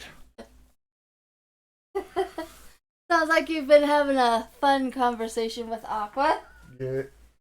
Yeah. As I talked about Tears of the Kingdom. I talked about the sales of the Nintendo Switch. Haven't even peaked yet. Might soon, but who can be sure? And since Shadow just walked in and kept demanding attention, I decided to tell them the story of how we adopted the 2 of them. Aww. And how I totally gave up when you said, "Look, he's purring." God damn it. Wife wins again. Though you weren't my wife at the time. Mm-hmm. Might as well, man. We were together.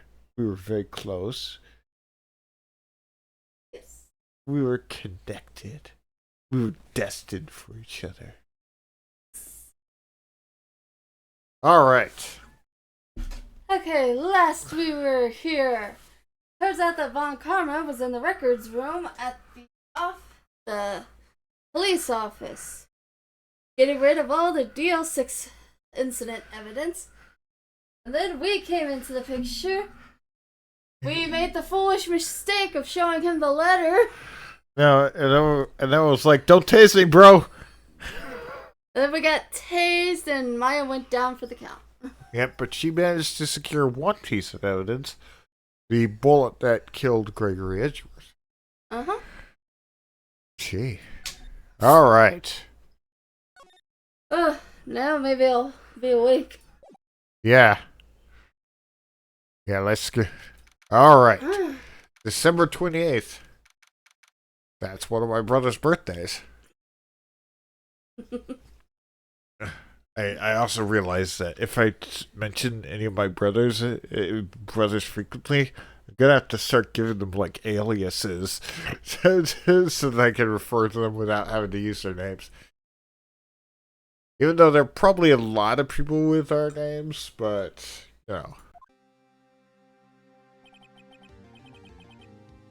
This is it.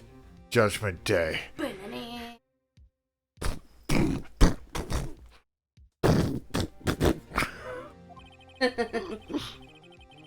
Today, things are going to be settled at last. A lot of things. Warg! Warg! Warg, warg, warg. What's the big idea? Sorry, Nick. I only touched your shoulder. I guess the shock hasn't worn off from my run-in with the stun gun yesterday. That's not how they work. Anyhow, today's the last day of the trial. Good luck, Nick. Yeah, thanks, Maya. Edgeworth is looking glum as always. I hope Von Karma doesn't push him too hard. I'm kidding. He's gonna push him very hard. What are you doing? Sorry. I'm sorry. I just thought I'd cheer you up with a pat on the back. We should go outside and discharge. Right, good idea. Yeah. Shuck Larry butts for a while. Try to electrocute anyone on your way out. Well, pal! So much for that.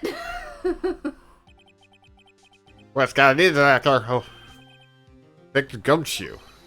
Morning, Mr. Edgeworth. Oh, good morning. How did it go, Detective? Have no fear, as promised, I captured our runaway caretaker. I just brought him in. Took all night, pal. Thanks, Dick Gumshoe. You must be tired. Actually, after that shock, I got my way in. I feel pretty good. Yogi says he's forgotten his own name. That has to be a lie. How could you forget a name like Yanni Yogi? Why do you want revenge on Edgeworth if he couldn't remember his past? Just remember, I'm gonna prove it. Yeah, that would be funny.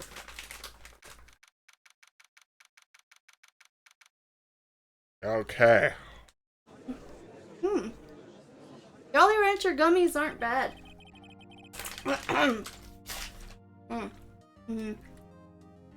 Very, very chewy though. I like to imagine the judge is snacking. He just like has a bag of them right here. Court is now in session for the trial of Miles Edgeworth. Oh, yeah, yes. Oh, this is great flavor. Defense is ready, Your Honor. The prosecution is ready. Ellipsis. Oh. Right. Very well. We have reached the final day of our proceedings in this trial. I ask that the prosecution submit decisive evidence. Not any evidence that you have stolen from a police station yesterday. Understood. Ellipses. Come on, don't be awed into silence by every little thing he says. Very well. Mr. Von Karma, your opening statement. Right. Thanks to Detective Gumshoe's efforts, the Little Shop caretaker has been arrested. In yesterday's trial, the defense asserted that the caretaker was the murderer. However, the caretaker has yet to confirm this. I would like to ask the defense to cross-examine him as much as necessary.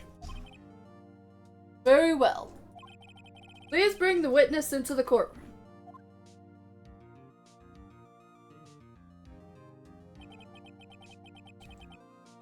Ladies and gentlemen of the court, I believe you all remember our witness.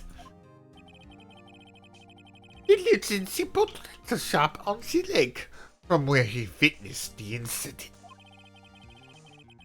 In addition, he has completely lost memory of his name and identity. Witness! Why did you run away yesterday? The witness was not... No, not you. Him. The witness was not running away, as he would now testify. I see. Very well. Please begin your testimony.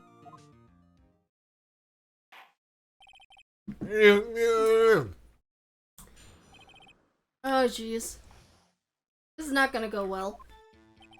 I'm really sorry about leaving yesterday like I did, but I wasn't running away or nothing. Went to buy some food for Polly, see?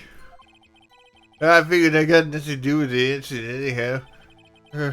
I mean, I need one of those motor things, right? I don't get one. So my testimony yours, but it is. Okay. Very well. Let's begin the cross-examination, shall we? He has to know his name. Yanni Yogi. You're Yanni Yogi. I'm gonna prove it. Okay. You have to be careful what we press with Von Karma. As a douche. Okay. Nothing suspicious about that. Nope. Just running away for nothing. Bit suspicious, but I'll see if I have to look elsewhere. Went to buy some food for Polly. Okay. You've got nothing to do with this incident anyhow. Let's press on that. You lost much of your memory, is that correct? It seems they could... And how can you know you didn't have anything to do with this incident? Or maybe you're lying about not having your memory. You know exactly who you are. You see, what this has testified quite clearly is that he has no memory of who he is. If you claim he is lying, show see court proof. You're supposed to prove what's going on in that codger's head. It's impossible. I'm glad to come to your senses, Mr. White. Very well, witness. Please continue. Okay, that didn't help.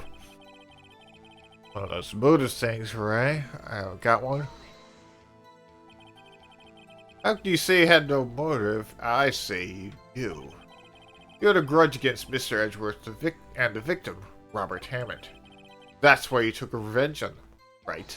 Who are you? Where am I? I would like a double cheeseburger with fries and a Pepsi.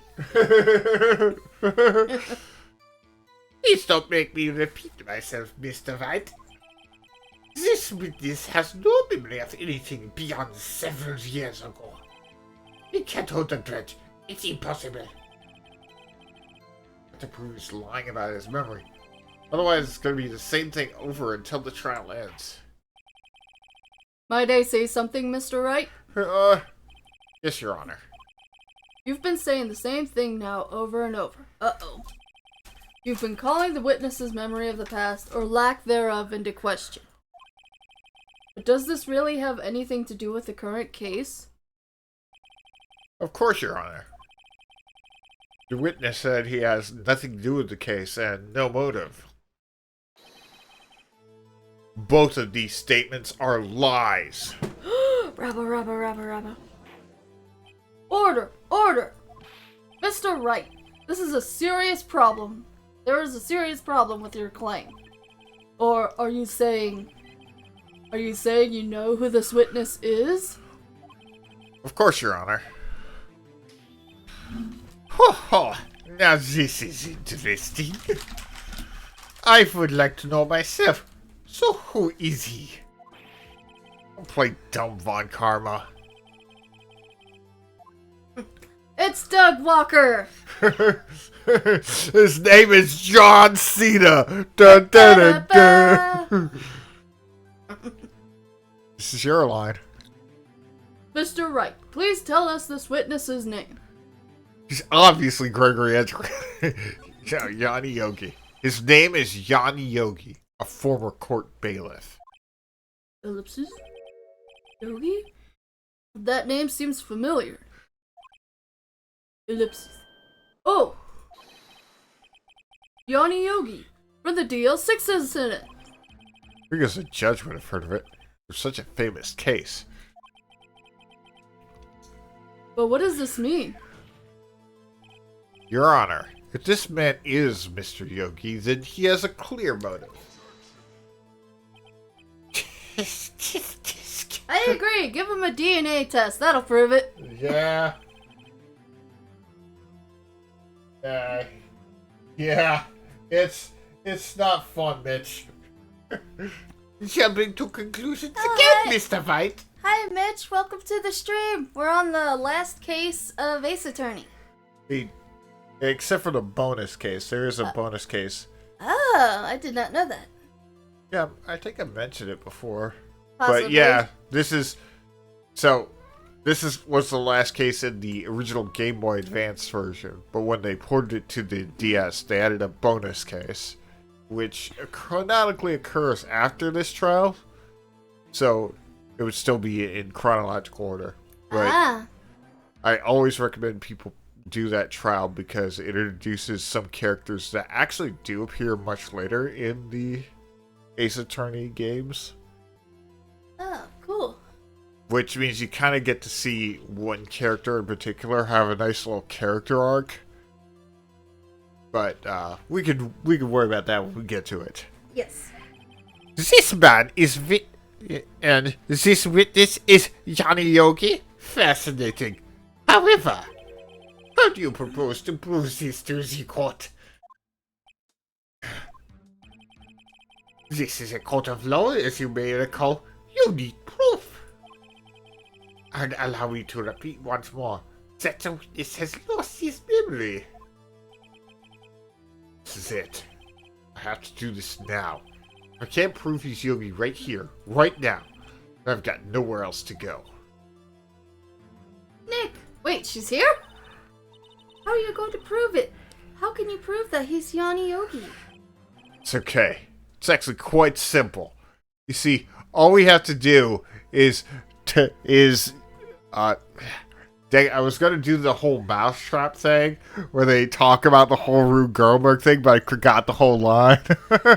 I think it's a crank that's attached to a boot. Then the ball goes down the chute. Which flips the man into the tub. No. Then the ball hits the scaffolding, causes a ball in a tub to be moved, and the ball goes down the tub's drain.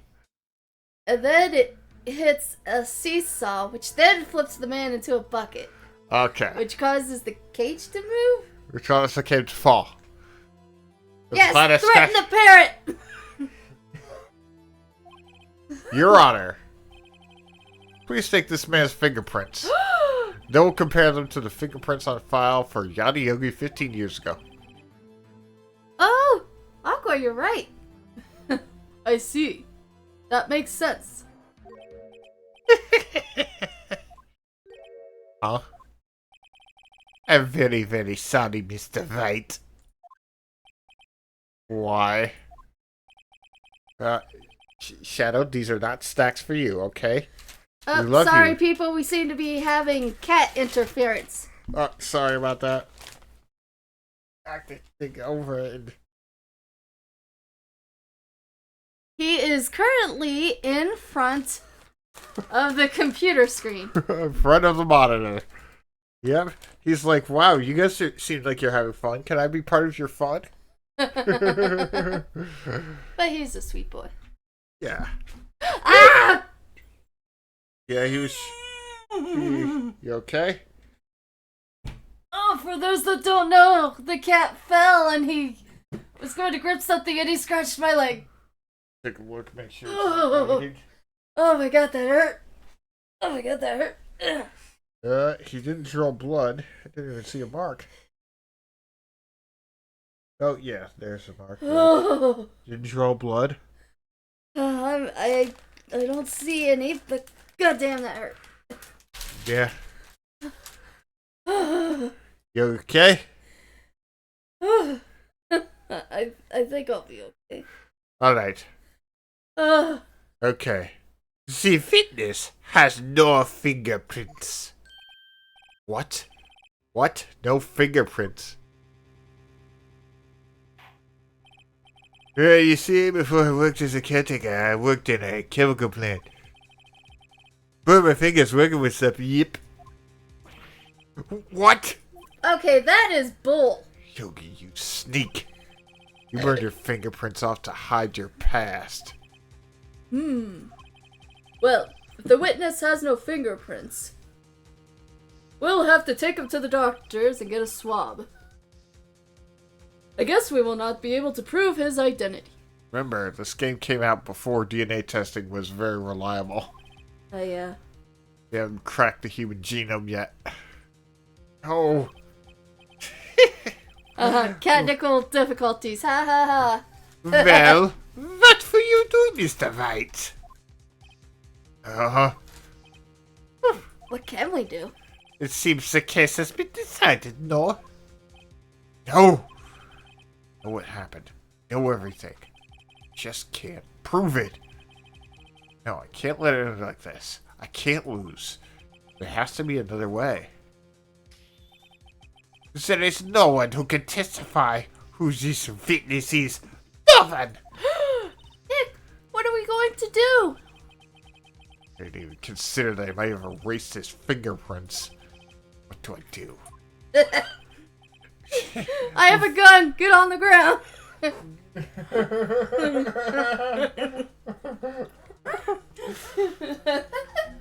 Don't get anyone any ideas. Well, Mr. White, perhaps you'd like to cross-examine these parrot for a little comic relief. I think I will do exactly that. Yeah, very funny. You're sore winner, Von Karma. Wait a second. Cross-examine his parrot. What is it, Nick? I mean, I'm pretty sure in court you can technically bring in a parrot because since parrots can repeat things they hear and are intelligent enough to hold a conversation, you can actually do that legally. Though I don't think they would call it a cross-examination because the parrot is not legal. I don't think parrots have legal personhood, but I'm not certain. Oh, sorry, baby, I didn't see you on the back of my chair. Calamity just blends into the shadows. Yes, he does. No, you're not going to. Your Honor, the defense would like to take Mr. Von Karma up on his proposal. Take Mr. Von Karma up? On my proposal? Yes. I will accept your proposal to marriage, Von Karma. You'll make me the happiest girl in the world. Exactly, Your Honor. I would like to cross-examine the witness's pet parrot. Once again, not really unheard of. Though parrots and criminals are notoriously uncooperative, which is comically hilarious. It's very fitting that the parrots do not rat out their owners. Rubber. Order! Please just take the L right. Bring out the parrot. I don't think Redworth wants to take the L since his life is on the line. Oh, well, what do you think, Mr. Von Karma? Did you even ask? This is a farce. I am ticked. Wait a second. You're the one who suggested I cross-examine the parrot, Von Karma. You have a right to do as you suggested. Oh, is this blue raspberry? This is amazing. Well, if you're so desperate, then please be my guest. Be our guest. Be your guest. Try our service to the test. Of course, should you go through with this, and nothing comes from it, I hope you're ready for the consequences. Nick, this is crazy. Well, still want to go through with your little game? Yes, Yes. I'm doing that. Let the parrot take the stand. Or the perch, I should say. I will cross-examine her, Your Honor. I will Exclamation. cross-examine the pretty bird. This is the most ridiculous thing I have ever had. Von Karma's rigged every person's testimony, every piece of evidence, except the parrot. She's my last chance. At least, I think so. Bailiff, bring in the parrot. I'm ready to throw a metal detector at your chest. That's quite a bird. Please tell us your name. Name. The witness is ignoring me. It must hurt being ignored by a bird. Very well. Witness. I will hold you in contempt of court if you don't tell me your name. Who is your owner? Please testify for us. This is gonna be interesting. Hello! Oh boy. Certainly the most concise testimony we've had so far. Yes. Hello.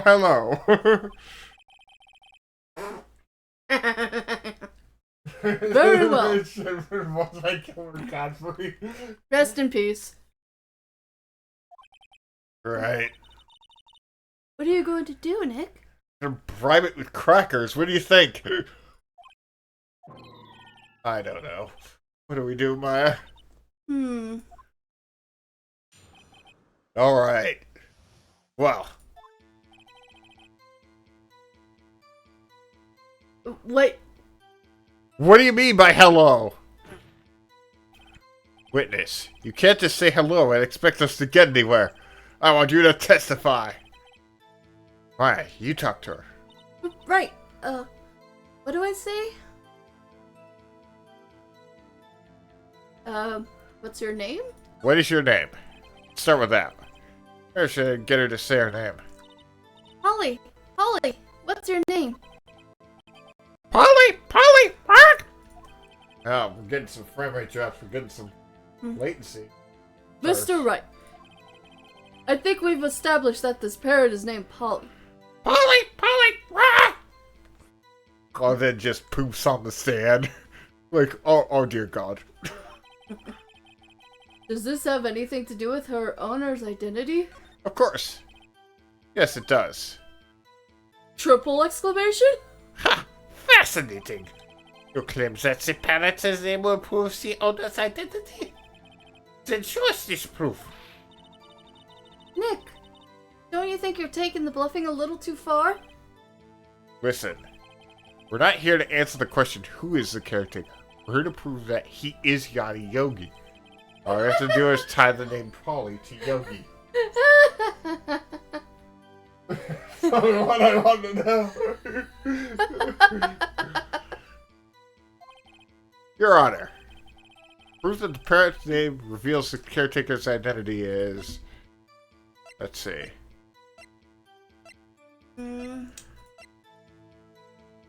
Alright, let's check the DLC. Okay.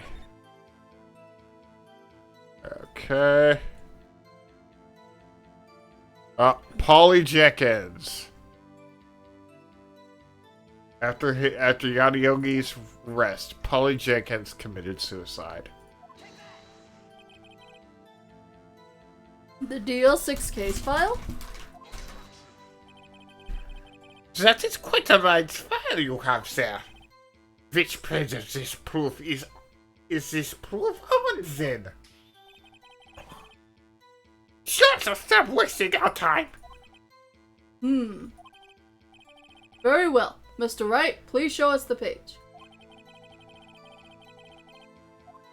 Where in this file is the information connected to this parrot's name? Suspect data. It's on the suspect data page. This page has all the information about Yadi Yogi. Right after he was arrested, his fiancée committed suicide, see? Indeed. It does say that, yes. What was his fiancée's name? Polly Jenkins. Polly! Exactly, Your Honor. He wanted to remember the name of his fiancée who committed Yeah, suicide. YouTube! I missed it the first time. Who committed Minecraft. That's why he named his parrot after her. I see. I guess that is possible. Bah, a mere coincidence. A mere coincidence. That is all. My granddaughter has a dog she calls Phoenix. Well, Mr. White, does that make you my granddaughter's fiancé? What? I mean, is she hot? She is only 7 years old. Oh, so that's no. Yeah, let's not step into that territory. Indeed. Alone, it is a little weak for evidence in a murder trial. We would need some other corroborating evidence. Alright, gonna find that. Nick, we're getting closer. One more. If we could just get one more piece of evidence. Right. What? Very well, witness. You may continue. Alright. Let's press again. Yeah, and we'll select something different. Which should we do next? That's the safe number? Maybe I'll get her to say the number on that safe. Huh. Safe? Why? Let's just try to get her to say anything, okay? Holly, what was the number to the safe in the shack? 1228! 1228! Why? What a reckless parrot. Well, Mr. Wright, you are claiming that this number has something to do with the caretaker? Actually, it does. That's why I had her say it. Ah, ridiculous! How could the number to the safe tell us who the caretaker is? Not a proof. What could possibly link this number to the caretaker's identity? Okay. The date. Oh, the trial. Ah, the case summary.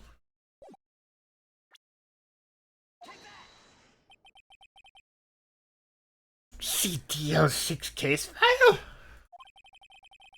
What is this obsession you have with that case? Mr. Wright, where in this file is something relating to that safe number? The case summary. It's on the case summary page. The case summary? Specifically, the date in which the DL6 incident occurred. The date of the incident? December 28th? Why, that's today's date. 15 years ago. And the number on that safe is 1228. Ah, Use the date of DL6 incident as the number for a safe, Your Honor. That's how important that date was to you. I see. It certainly is an interesting coincidence. People often do set their secret numbers to dates. Bah! That is not tangible proof. I set my ATM card number to 001 because I am number one. Karma, maybe you should have kept that to yourself? Also, my bank is International Bank number one. And my security question.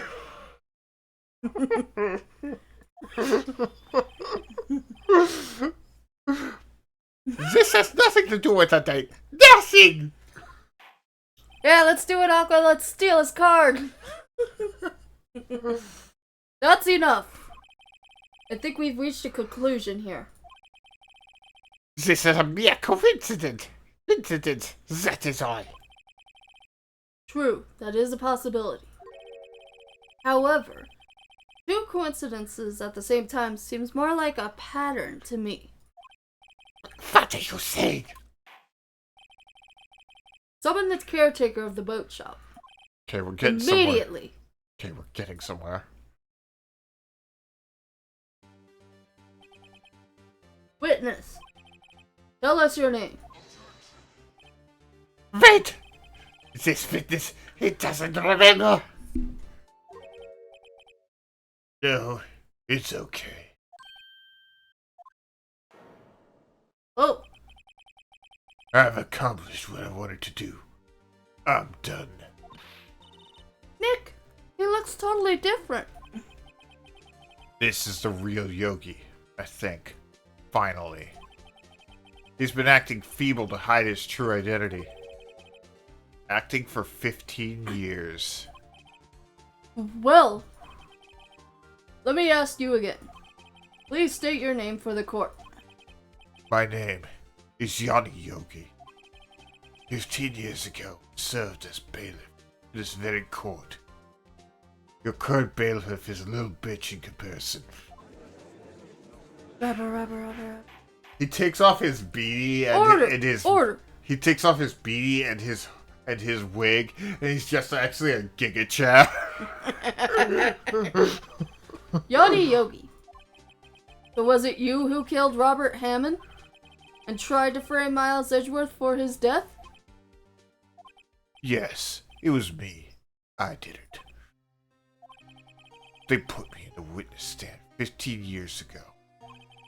Robert Hammond, he said I was mentally unsound. He told me if it would make me innocent, get me off the hook. So I pretended to have brain damage. I was innocent, really, but he didn't believe me. We won the trial, but I lost everything. I lost my job, my fiance, my social standing, my shiny Charizard card. Then, this year, 15 years later, a package arrived. It was a letter and a pistol. The plan was written out in careful detail. It was a plan for me to take my revenge on my life. I didn't care who sent it. I thought it was a win. This was my chance after 15 years. This was it. Finally, a chance to have revenge on Robert Hammond and Miles Edgeworth. I really shouldn't have had a grudge on Miles Edgeworth because he was just a child, but whatever. I have no regrets. Well, wait a moment. Revenge? Against Miles Edgeworth? What do you mean? I'm not at liberty to speak on that. Why don't you ask Mr. Edgeworth yourself? Anyway, I admitted I was the one who killed Robert.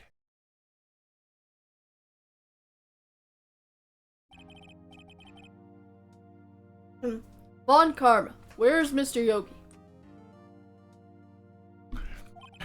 I did this, Your Honor. I saw no room for error in his confession. Then, the defendant, Miles Edgeworth, is... Innocent. In this case, at least. Very well. Will the defendant please take the stand?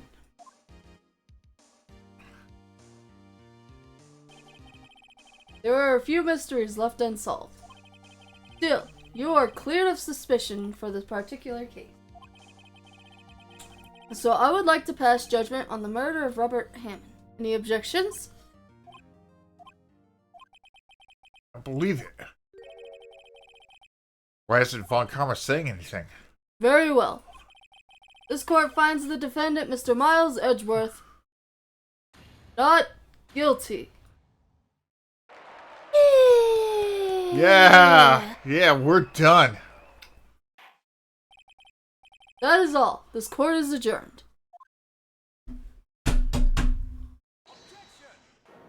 What?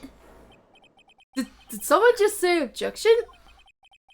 It wasn't Von Karma. Hey, but that means... No. Edgeworth? What? Your Honor.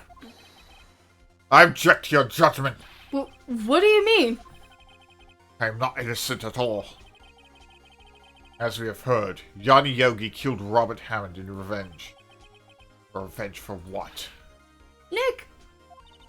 Edgeworth is trying to confess. He's going to say he's guilty. He's going to tell them he was the murderer in the DL6 incident. He's going to tell them he killed his own dad. Well, what do I do? What should I do? Oh boy. Yeah, we're gonna need chat for this. What do we do?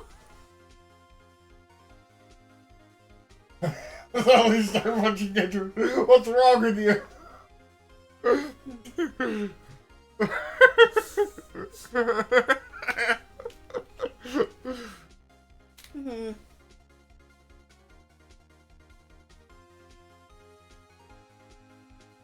Alright.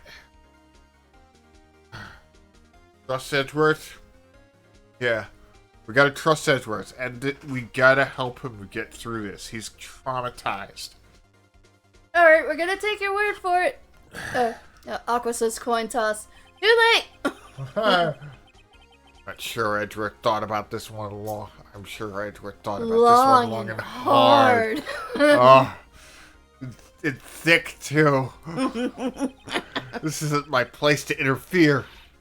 Nick, are you sure? No! There's nothing we can do about it. It's his problem now. Oh boy. For 15 years, I've had a reoccurring dream. A nightmare. It's only a nightmare. I told myself. Now I know it wasn't a dream. Johnny Yogi wasn't the killer. You mean in the incident where your father died? From the distance shot, it wasn't suicide either. Dude, honey. It wasn't you. It was. I'm sorry. It's. Wait, put that thing away. We're in court. The murderer. The criminal in DLC. Your Honor, I confess my guilt. Guilty for 6. Statue of Liberty ends today. Culprit is me! Rubber. Order! Order! This is certainly unexpected. The defendant, declared innocent, is confessing to a different crime. A crime for which the statute of limitations runs out today. I'm not really sure how I should deal with this. Bah! It's obvious. We hold a trial. Right here, right now. We try to hide this man for his crime 15 years ago. What? Rubber. I think I would like to take a 5-minute recess. Oh, God, my head hurts. Where's my Excedrin? During this time, I will consider the appropriate course of action to take. Court is adjourned.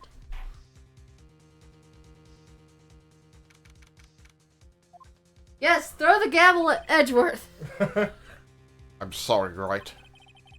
Just wasted all your effort. Mr. Edgeworth, I don't believe it, sir. I mean, you kill your own dad? I don't want to believe it myself, detective. What? Truth. I deserve to be punished. I need you to get that yaoi paddle and punish me, right? Murder is murder, no matter what the circumstances. What? No self-defense? What the hell? Ah. You can have that. You can have the last candy. Let's split it. I said you can have it.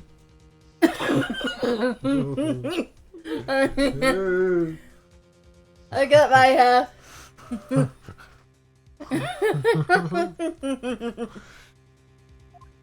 Oh my.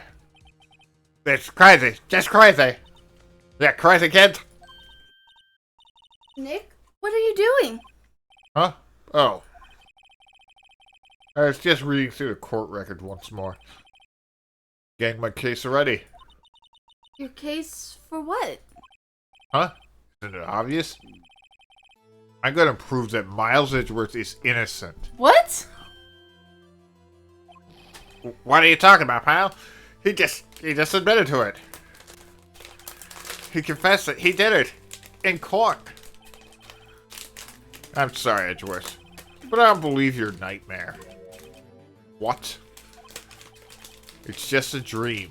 It's not real. The truth is right here in this court record. In any case, tighten your belts. The real fight is just beginning. I'll prove you're innocent. Trust me. What? Right. Well, now that you say that bitches really like he is gaslighting Miles. That wasn't real. Freddy Krueger told me so. Now then, I would like to resume our trial.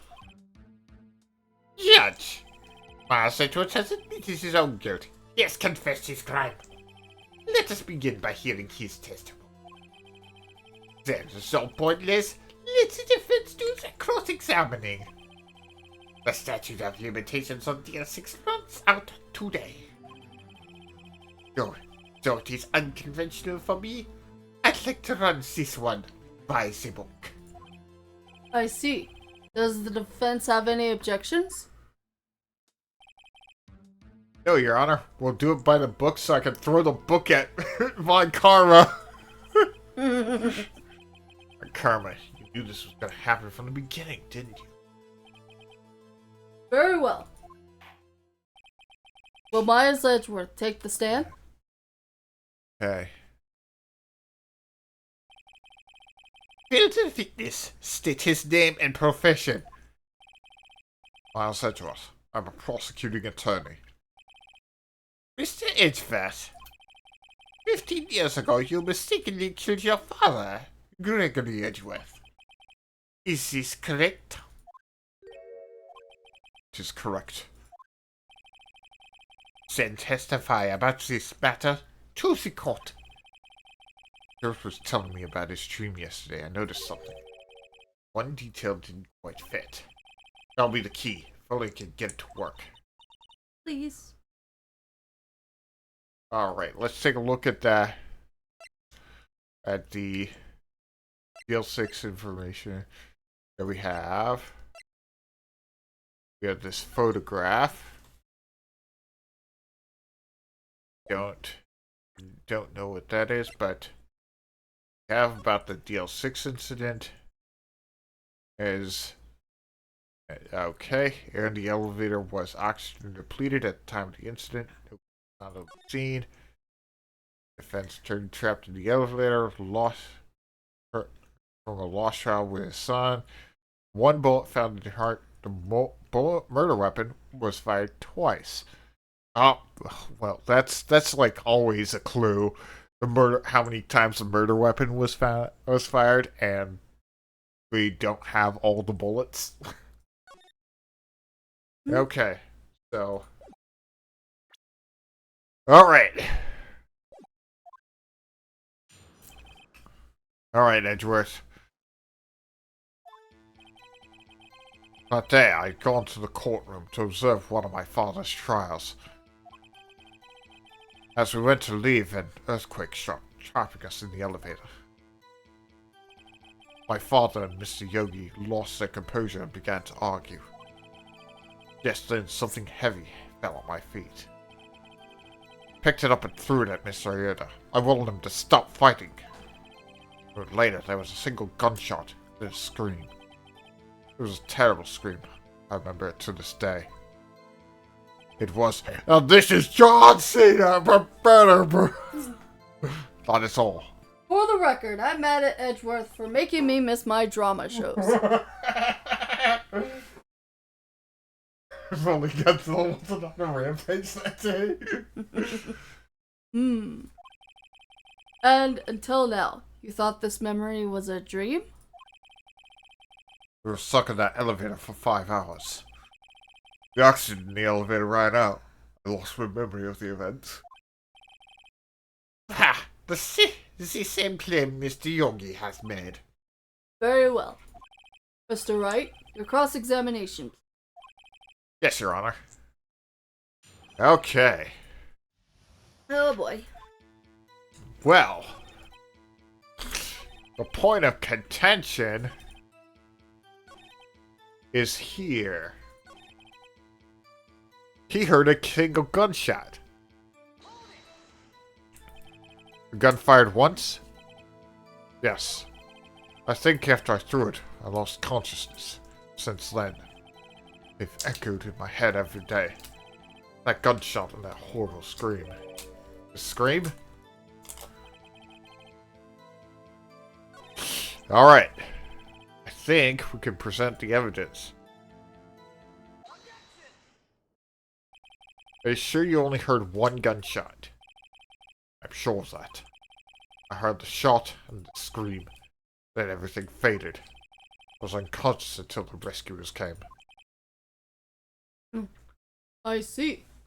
Now she's got caramels. Very good caramels. I'm holding off on those as a reward for finishing this. No, Your Honor. Unfortunately, you don't. Look at this file one more time. This plainly contradicts the witch's testimony. You don't enjoy dragging out that file, don't you? I don't accept this as evidence. Unless you can tell us what pages it's on. It's only 3 pages, Von Karma. It's not that difficult. Which page? It contradicts Mr. Edgeworth's testimony. Okay, that is in the victim data. Look at the victim data on this file. It says quite plainly, the murder weapon was fired twice. Rabble. Miles Edgeworth only heard 1 gunshot, yet the murder weapon was fired twice. The first shot was the accidental firing when the pistol was thrown. So, who fired the remaining shot? Oh. Was there perhaps another shooter who fired that second shot? Yeah, he was hiding in the grassy knoll. Your Honor, I'm sure you are aware. This incident occurred 15 years ago. The evidence is dated. The pistol did fire twice. However, we do not know when the second shot was fired. It might have been fired the day of the incident, before the incident. There is no proof the second shot had anything to do with this incident. What? I see. You do have a point, Mr. Wright. The murder weapon was fired twice, as we have heard. Hello, now Calamity is climbing all over Doodlebug. I don't mind. One of those shots was fired by the defendant, a boy at the time. Do you have any proof that the other shot fired had something to do with the case? Yes, I believe we do. Your Honor, I think I'll be able to show you proof.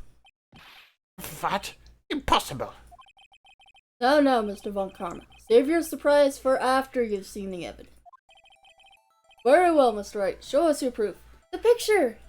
Yeah. Do you have evidence that the second firing of the pistol is related to this incident? Look at this photograph. Look at this photograph. This is a photograph This is a photograph of the scene of the crime, 15 years ago. I can see that the victim lying there is Gregory Edgeworth. This proves the murder weapon was fired twice at the time of the incident. The photo proves it. Oopsies. So, let me get this straight. This photo proves 2 shots were fired? Where? Your Honor, please get a clue. Show the judge the contradiction in the photo. The hole? Yeah. You see, Your Honor, as should be obvious, the contradiction is here. I see. A bullet hole in the door. Yes, and since Gregory Edgeworth was a short king, there's no way the bullet could have reached his heart from that height. Your Honor, Gregory Edgeworth was killed by a shot from the pistol. Yet there's also a bullet hole in the elevator door. We also know the murder weapon was fired twice. Thus, someone other than Edgeworth fired that second shot. Rabble. Oh, order! Mr. Wright, what are you driving at? It's simple, Your Honor. Maybe. At the time of the incident, 2 shots were fired. One went into Gregory Edgeworth's heart. The other hit the elevator door. Remember that the defendant lost consciousness after the shot he fired rang out. In conclusion, we must agree the second shot was fired by someone else. Mr. Wright, but who could that someone else be? The murderer, of course. I knew I should have stepped in before your wild fantasies got out of hand. Mr. Wright. Look much more at the Z6 incident case file. Look close. Try the case summary page. Case summary. That's page 1. Look at what's written there. Not a single clue was found on the scene. If the pistol was indeed fired 2 times, then the other bullet would have been discovered on the scene. He does have a point. Right. That second bullet has never been found. Why? Because the second bullet does not exist. The bullet that claimed Gregory Edgeworth's right was the only one was the one fired by his own son. That is the truth of this matter. The whole truth. It was undoubtedly somebody else that made the bullet hole in the door. Order! I will have order! Ellipses. Mr. Wright has proven one thing to us quite clearly. That the murder weapon was fired twice at the time of the incident.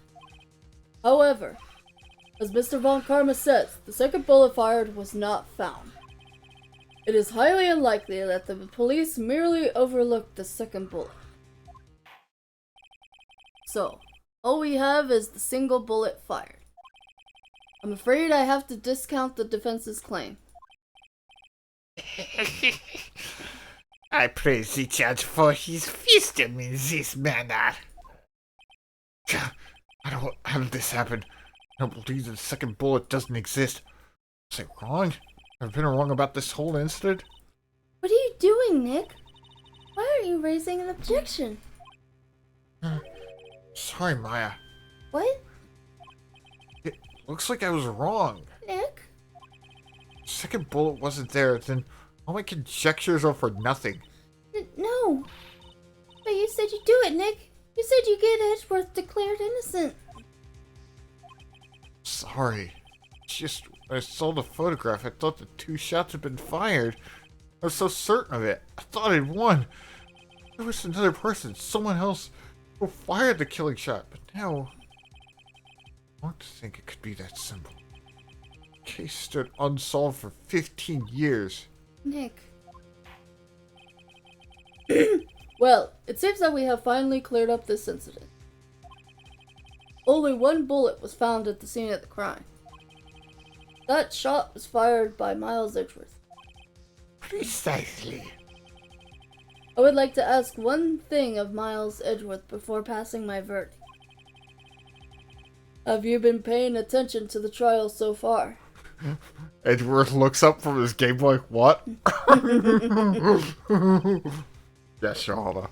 Do you have any objections? No. No, I do not. So you killed your father, though that was not your intention? Yes, I did. Ellipses. Oh no. He's accepted the guilt. Very well. The statute of limitations on the murder of Gregory Edgeworth runs out today. Therefore, I must pronounce a verdict on the defendant today, right here. Right now. Indeed.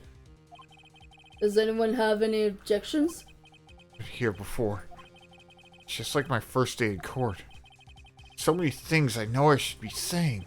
My mind's gone blank. I can't find the words. Mr. Wright?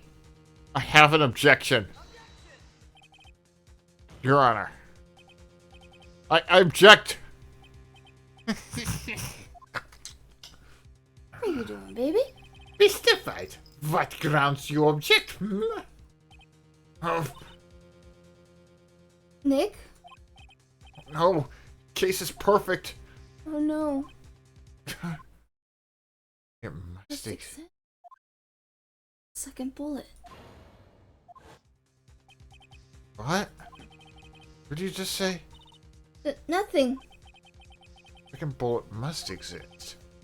But where?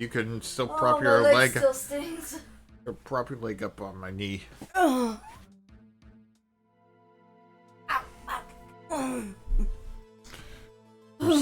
I'm still thinking about that one.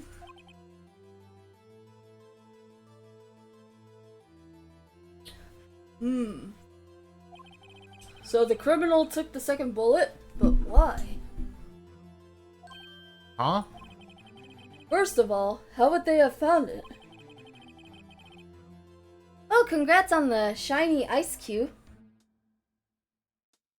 Nice. It's not easy to find a stray bullet, Mr. Was there some pressing need for the murderer to search for that bullet? Let's see. The murderer didn't need it. But the murderer spent time to look for a stray bullet. I haven't got a clue. What's wrong, Mr. Wright? Bah, the murderer had no reason to take that bullet. You don't want to admit it, but it's true. Urgh. Had to take it. Had to take it. Murderer? What does that mean? You're thinking too normal. Think crazy. Don't think why the bullet was taken. Think why the bullet had to be taken. Mr. Wright? You need to turn about your thinking. Yes, Your Honor. You know what I'm doing? Well, the murderer had no intention of taking the bullet from the scene, but the murderer had to take the bullet. Had to, Mr. Wright? What do you mean? Oh, for instance... what? Maybe the bullet hit the murderer? The bullet hit the murderer? Just saying for instance. I mean, if it hit you, you would have to take it with you, wouldn't you? It's not like you could perform surgery right there. You know? Ellipses. Wait a second. I was just talking off the top of my head, but what if that's really what happened? Let me get this straight. So at the time of the murderer themselves was shot, and they left with the second bullet still inside of them, thus leaving only one bullet at the scene of the crime? Yes. I guess that's how it would work, yes. But there's a problem with that. The other two people rescued from that elevator, Miles Edgeworth and Yanni Yogi, were both unharmed. So that would mean... Murderer came from outside, yes.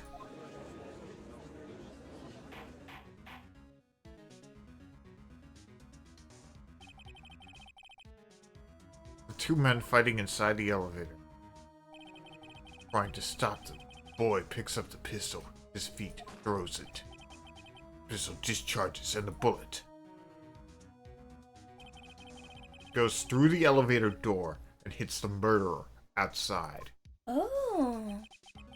Boy loses consciousness. Then the murderer opens the elevator door and sees the men inside.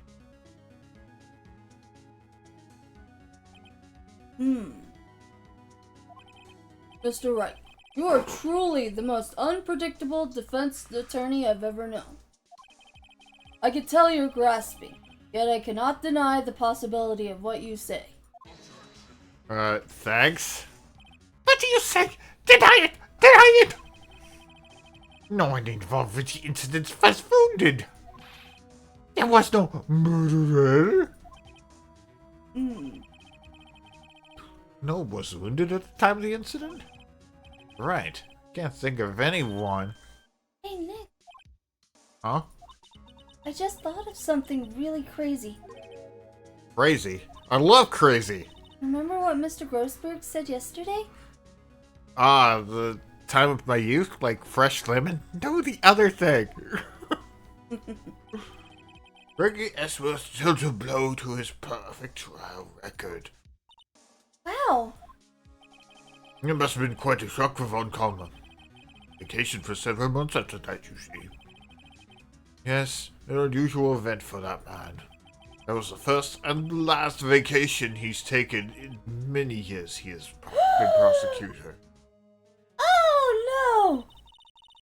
What if Von Karma didn't take that vacation because of shock, but took it because he was injured. Oh wait, that was you. Well, it works Which for... would mean Could only mean one thing. he was the murderer in the DL6 incident. He was the man who shot Gregory Edgeworth. It was Von Karma. Oh, man. Something wrong, Mr. Wright? Seem dazed. No, Your Honor. Well, you have indicated the possibility that the murderer came from outside.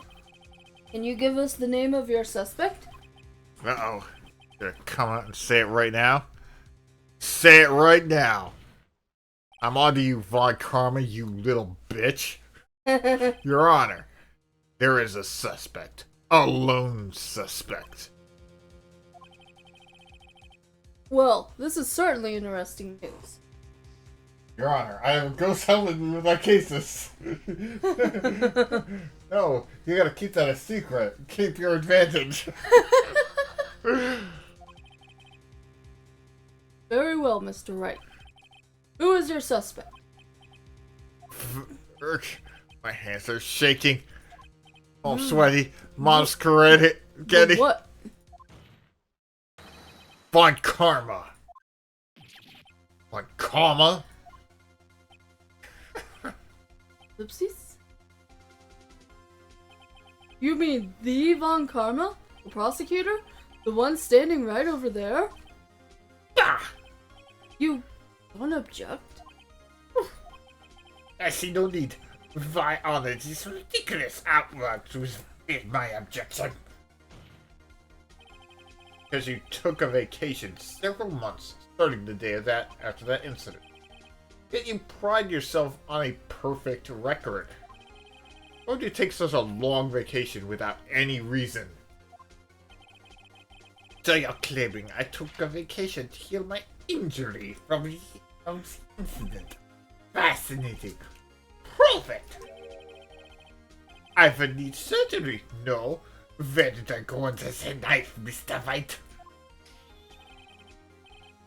Where is the doctor that operated on me? Have him testify. Nick, let's find out who his doctor is. It's no use. Edgeworth?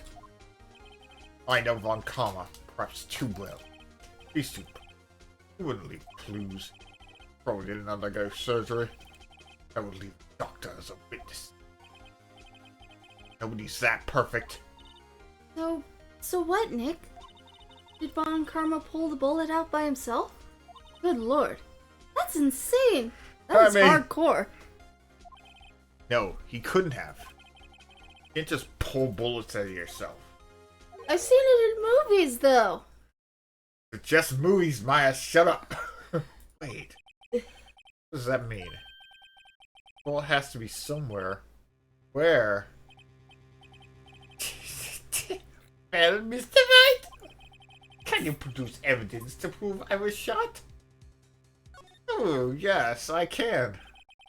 Alright, Von Karma. I'll prove it. I'll even use evidence. I know how you liked it so much.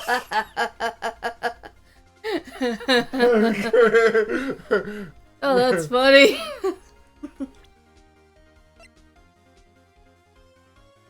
Oh my god, yes, do it! Oh wait, it's not yet. I have to wait for the game to prompt me to present it. What? The evidence that proves Von Karma was shot is... Von Karma is perfect. He wouldn't risk surgery leaving an evidence trail. So then I ask, where's the bullet now? I think it's unlikely Von Karma performed surgery on himself. You don't mean... I do. There's a possibility that bullet is still inside Von Karma. Rubber. Is that even possible? For all these years? Well, there's one way to find out. We could use this metal detector. Well, Von Karma, I'm gonna run this over you and see what we find. And not in a sexy way. Oh, finally got him nervous. And look, he's clutching his shoulder. Exactly where the bullet would have gone. We got him. Ladies and gentlemen, we got him. Refuse. You refuse? But refusing this means you acknowledge that the bullet is still inside you? Rebel. Order! Your Honor, the defense requests that we be allowed to use the metal detector. Chat, I call for suspension of this trial. This is an invasion of privacy. Statute of limitations runs out on this case today. To be honest, I completely forgot too, Aqua. It's been a while since we played. Yeah, we've been having it for we had this metal detector from Gumshoe for 2 days. It belongs to the police, but we've been keeping it. We're just kind of a dick. It was you who said we had to end it right here, right now. But not with me being guilty. Enough. I permit the use of the metal detector. Mr. Von Karma, you will submit yourself to testing. Nick, what does this mean? Means that Von Karma's my bitch now.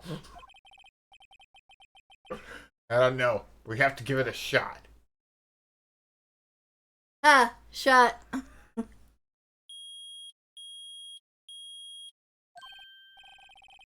Reacted. Something's inside his right shoulder. Exactly the shoulder he was clutching. This is perfect.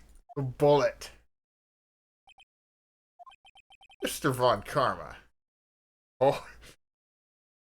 It's worth his piss.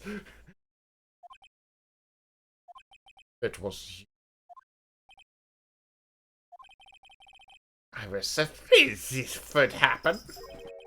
And so I've remained silent. Indeed, there is a bullet in my shoulder. However, it has nothing to do with this incident. God damn.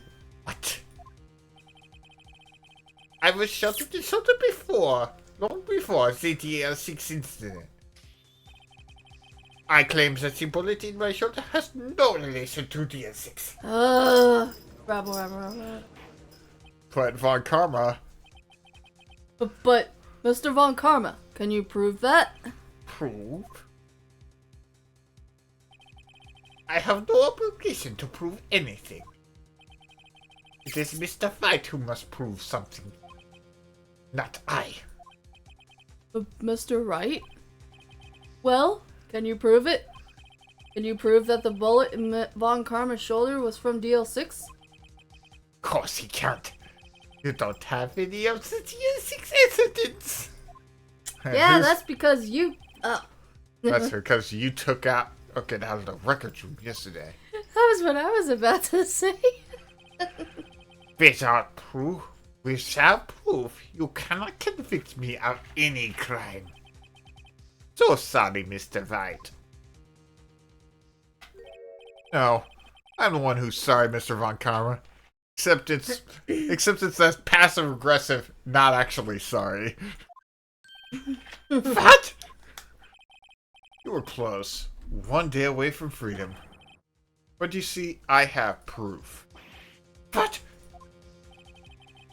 who would have thought you dug your own grave trying to convict Jaguars? I can link the bullet in your shoulder to the DL6 incident. And here's my final proof. The bullet bag, not that one. Oh yeah, the bullet in the bag. Taken from Gregory Edgeworth's heart. Still bears clear ballistic markings. That's a bullet? Bet you don't get that. I thought I took all the evidence I mean- illegally. You gotta be like, what is that? It's the bullet used in the DL6 incident. This was taken from the heart of the victim, Mr. Gregory Edgeworth. eBay. This bullet is preserved quite nicely, with all the ballistic markings intact. Ballistic markings. Excuse me. You may recall this term. It came up in the first trial 2 days ago. Ballistic markings are the fingerprints of a weapon. All bullets fired from a gun are marked with that weapon's unique pattern. By examining the markings, you can tell which weapon fired the bullet.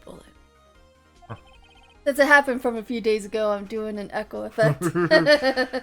It's quite accurate. We have 2 bullets in our possession. The bullet removed from Gregory Edge's heart, and the other, Mr. Von Karma, is buried in your shoulder. We can analyze both bullets. Then, if the markings matched,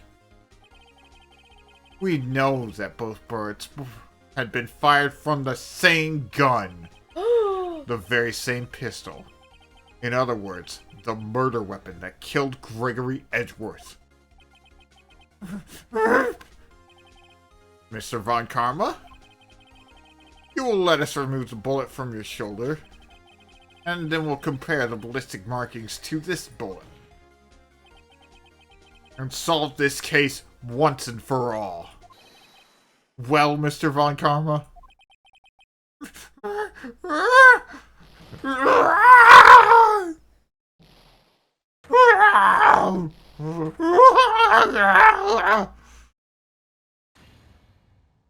That scream. I heard that scream before. I know. I can't breathe. I'm so tired of this flashback. Quiet. I said quiet. You're not making this any easier. Stop breathing my air. I'll stop you. Stop breathing my air.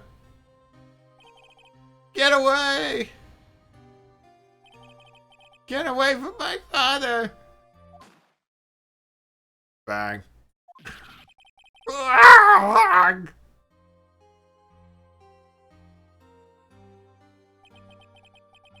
It's that scream I heard in the elevator 15 years ago. Von Karma, it was you who screamed. Mr. Von Karma?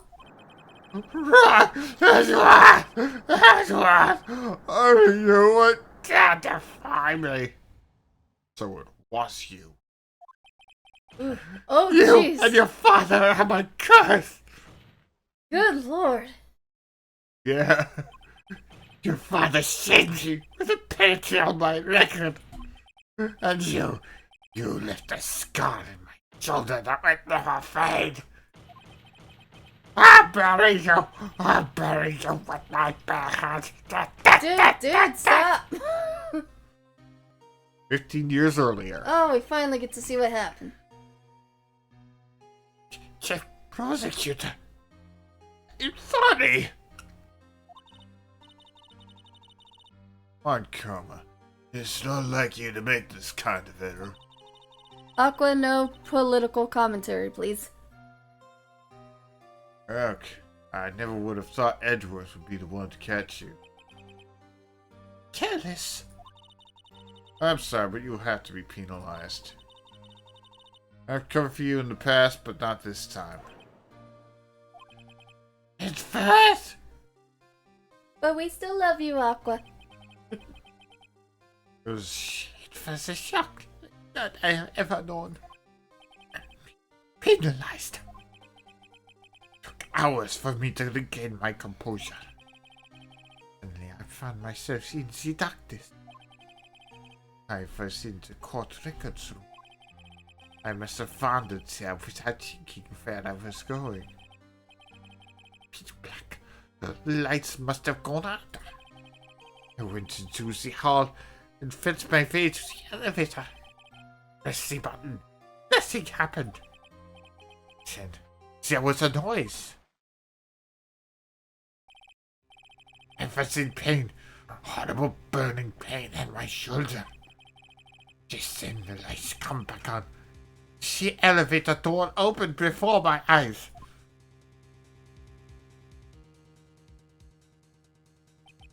I saw 3 people inside, lying unconscious from oxygen deprivation. To my surprise, a pistol lay at my feet. I knew then it was destiny.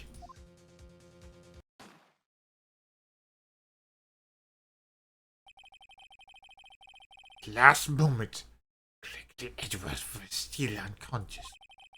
He died never knowing who had shot him. Later he spoke through a medium blaming Mr. Yogi. He was fooled. It was a perfect crime.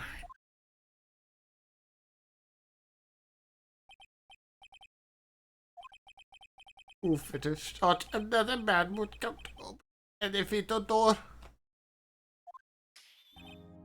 Judge, What? what are you doing? Your job. Bring an end to this miserable charade. Now, end it.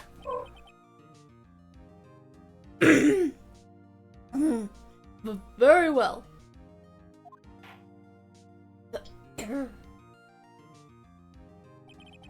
It appears that we have come a very long way to the end of this maze. 15 years later, Mr. Miles Edgeworth, Yes, Your Honor. you were innocent. You are innocent. As you said, it was all a nightmare. Yes, Your Honor. This court finds the defendant, Mr. Miles Edgeworth, not guilty. I got you acquitted twice in the same day, Miles. You really owe me for this one.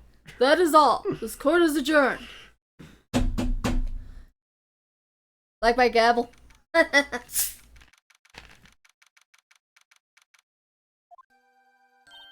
Nick, we did it! Did you see his face? Von Karma looked even paler than usual. He's pretending to be all cool, but inside you crushed him, Nick. Crushed. Yeah. I gotta say, I'm impressed. It was rather polite of him to explain exactly how he committed his crime. Filled in a couple of the blanks that were left. Yeah, it was pretty close though. I was sure we had it. I was sure we'd had it. I know. I was on the verge of tears the whole time myself. But now it's all just a good memory. So it's finally over, Edgeworth. Right. Yeah? I love you. I'm not sure how to say this, but I want to spend the rest of my life with you. I know. Try thank you. I see. Thank you. It hurts. You're welcome. I think you could have done better than that. Sorry. I'm not good at this soul thing. You got a lot to learn, Edgeworth. He's got you there. Whooper! Listen, Kyle, you pulled through just like I thought you would. I'll never forget this. I owe you one, pal. Tonight, let's party. Dinner's on me. Not on your salary, Gumshoe. Yeah, my salary went down a bit this month. But who cares? See, Mr. Edgeworth? You should take a lesson from Detective Gumshoe. That's how you say thank you. I see. Whoa! Oh, God. I feel foolish. Whoa. Why did you try, did you? Don't worry. Take it a little at a time. You'll get used to it. It's been 15 years since I've seen Edgeworth this unguarded. It's kind of hot. Hey, y'all. Oh, God, Lotta. What the hell are you doing? What are you doing here? You cut to the outside of the courtroom. She gets thrown out like Jazz and Fresh Prince of Bel-Air. Y'all were great in there. Thank you. Yo, Edgeworth, congrats. Didn't you nearly get me declared guilty? Anyway. Thank y'all very much. I knew you were innocent from the start, of course. You lying bitch. Just look at you. You wouldn't stick your hand in the cookie jar even if no one was there. You were the witness in the first day of the trial, weren't you? Yeah, well, let bygones be bygones, eh? You know, you'll be on trial for your trespassing in the park. I look forward to prosecuting that case. Anyway, I got some pictures to develop. I gotta go. Speaking of which, what are you doing now, Lotta? Who, me? Oh, I went back to college. I gave up trying to be an investigative photographer pretty quick. Yeah, as you should. Really? That's too bad. Huh? Isn't that the hot dog guy from the park? Oh, god damn it. Aw. It's over, Nick. My life is over. Oh, what's wrong now, Why the Larry? sad face, Larry? What happened now? Oh, Nick, I'm not long for this world. You don't look sick. It's Kianci with an accent over the E. She's gone to live in Paris. Paris, Nick. She's leaving me behind. Should have seen that coming. Yo, Itchy, there you are. Yes, here I am. Congrats, Itchy. Here, a little gift from me in celebration. Celebration? That's unusual for you. Hey, boss, you came along too. My tree pal. Thanks. Looking forward to it. Yo, Nick. That's a suit that questioned me. When he says threat, that's not Treat. when he says treat, that's not police talk for prison food, right? Right? I think you'll be fine, Larry. Right? Yeah, what's up? That envelope Larry gave me got money in it. But yeah, that's not that strange. People give money away to celebrate sometimes. It's $38, right? Wait, what? Huh? What a weird amount. I mean, it's not a little, but it's not a lot either. Wait a minute. $38 exactly. Wait a minute. Nick! Wasn't that exactly the amount of lunch money that was stolen from Mr. Edgeworth in school? Everyone pivots and looks at Larry at the same time, but he's doing that thing where he's like picking wax out of his ear with his pinky and then looking at the pinky and just trying to flick the wax off. He sees everyone looking at him. What? $38. No. No. Larry, it was you? What are you surprised about, right? Huh? Larry was absent that day from school, right? That doesn't automatically rule him out as a suspect. I mean, I went and investigated immediately. What? Think back to that day, 15 years ago. I took the day off, but he was bored. So he came into school anyway. Then he saw the money lying there. The rest is history. I never was good at history. You were never really good at anything, Larry. Yeah, I know. Edgeworth, you didn't know, did you? I suspected. I just couldn't picture Larry protecting you like he did that day. Everyone else was saying you did it. The whole class was against you, remember? Yeah, too well. Right, you may not know this, but we used to have a saying back at school. I know! When something smells, it's usually the butts. I know.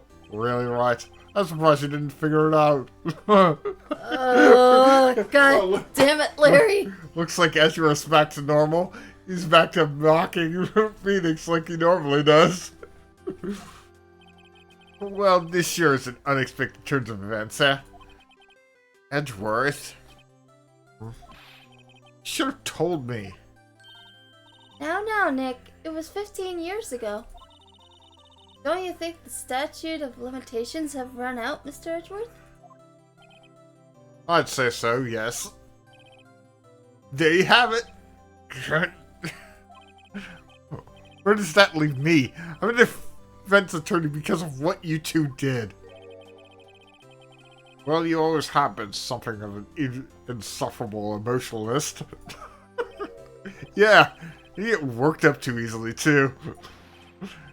Death! The death sentence for both of you!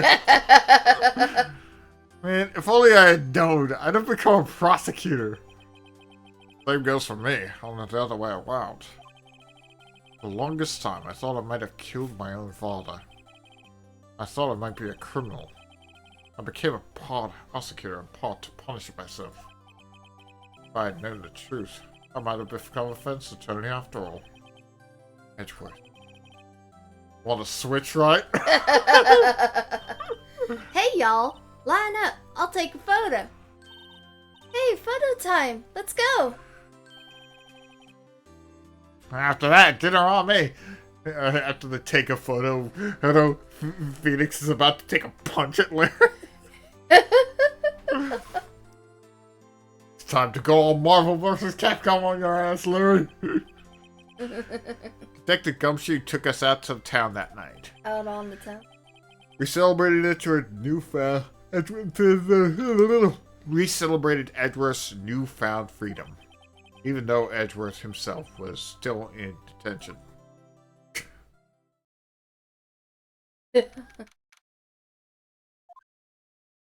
December 20.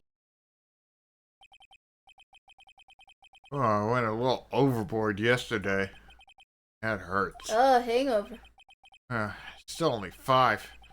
I should go back to sleep. This? A letter?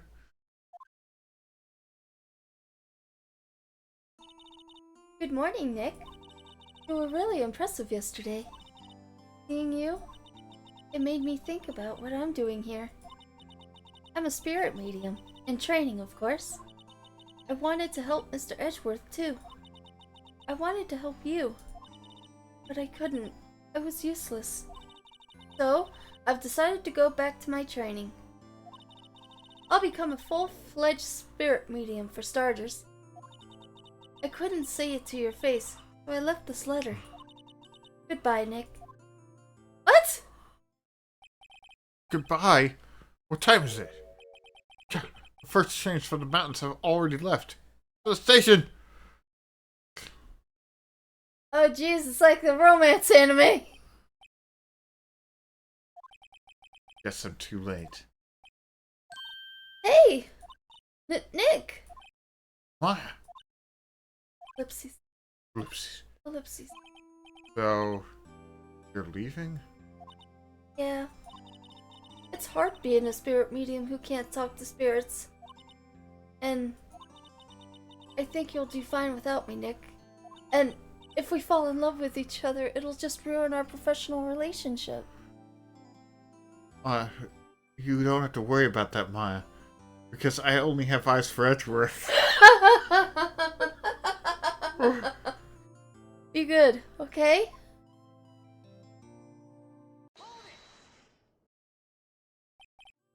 Wait. What? Never could have saved Edgeworth without your help.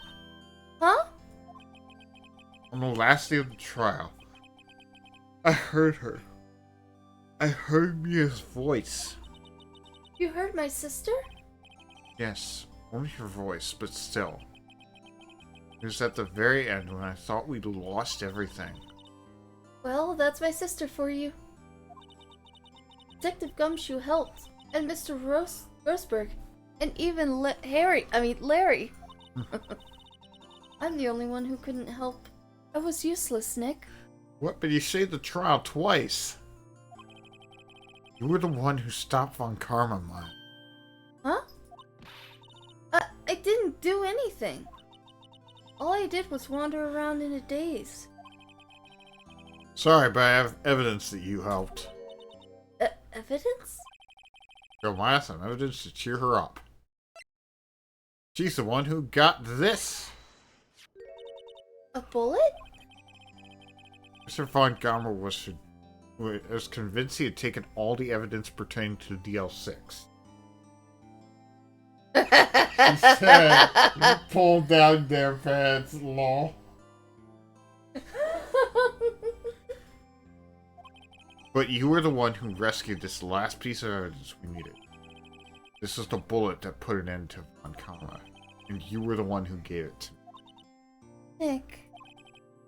Thank you, Maya. I couldn't have done it without you. Jeez. I'll be back soon. Huh? I'm going to complete my training and come back. Just in time for the sequel. Okay, I'll be waiting. Of course you will. You can't run this office by yourself. You're hopeless.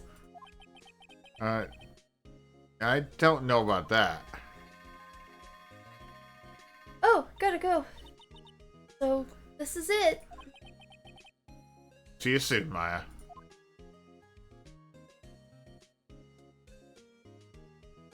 Aww. And there she goes with tears in her. Thanks, Nick. Nick. And so my story ends. Time to turn a new page. Say goodbye to the novice defense attorney I once was. Now a new story begins. Same old crazy cast of characters. Huh. Don't think you graduated yet, amateur. Mr. Wright, perhaps you'd like to rethink that claim? Right. Yes, Your Honor. Uh-oh. Got a bad feeling about this.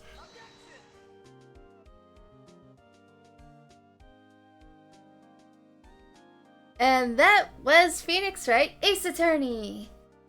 Yeah? Woo! Hey, pal. Mr. Edgeworth came down to the precinct to wish me a Happy New Year. Talk about a pleasant surprise. Whoa, Detective Gumshoe. He's working on it. He's trying his best.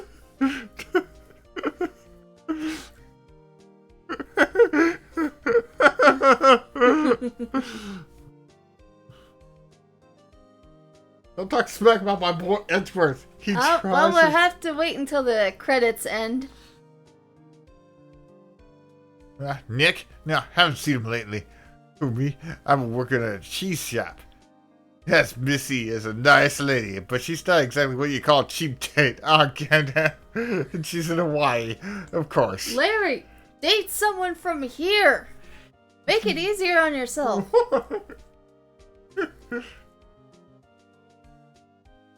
Right. Yes, I remember him. He has been busy lately. Was that me? No, not to ring my own bell. My son taught him everything he knows. I'm sure he's great, man. I think Pain might have been me. I don't remember. I don't know.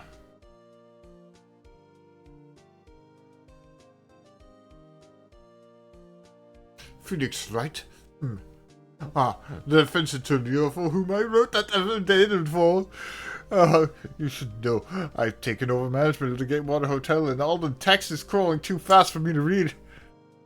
Please, come by.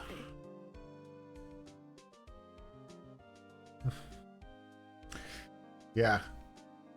You'll notice there are not many people in these credits Ooh, because it had a very small team working on this game. Oh, the days of my youth, like the scent of fresh lemon, you see. Yeah, there it is. Oh, I hope you feel better, Aqua. Hopefully it's not serious. Oh, God. Phoenix Wright? Is he an actor? Well, I'm not buying it. You can't be a star with a name like Phoenix. Did you know that? I don't even know what a DVD is. Everything these days. Couldn't really remember the voice I gave her. It was an old lady voice, I know that much. Oh, it's Will. Please, Nancy, princess is a hit. I sure, baby, it's a great deal. Keep my face on the public till the show's over. Wouldn't want to ruin the kids' change, you know. Aw, Will is just a big old softy. He is.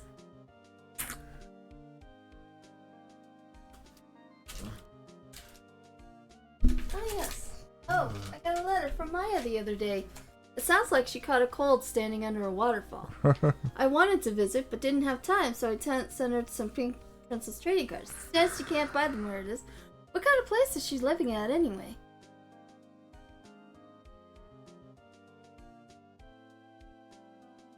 Yeah, my aunt is a hard ass. She doesn't let me go buy trading cards. Oh, it's that kid. What? Who is that? Let's talk about Pink Princess, alright? But you know, I snuck into the studio the other day. I saw the one inside the Pink Princess suit. What a dog. This kind of shot a boy of my tender age. Oh, boy.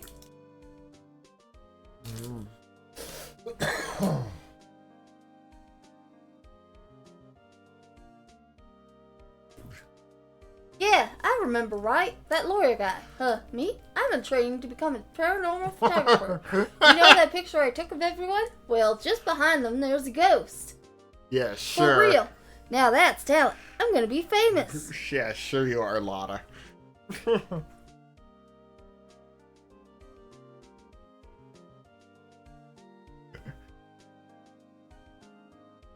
Okay. Aww. Oh, that's And so then- sweet. And Idris like, oh my god, that ass. Huh? What about goodbyes? And there goes. Brand new episode has been added. Rise from the ashes. Yeah, we'll save our progress, but we are going to end it there. Because there's oh my no way God, I a can. headache.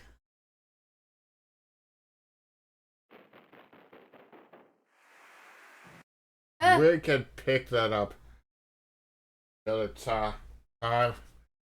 Oh, Oh my goodness. alright. I gotta So say that was a roller coaster. Okay.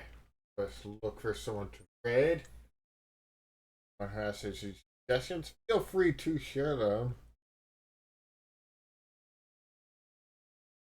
But I will be looking. Hey Bart, no Bart Tumbles streaming again.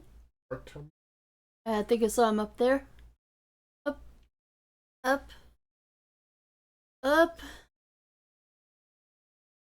I just saw his name. Nope. I don't see it. I may be missing it. Up.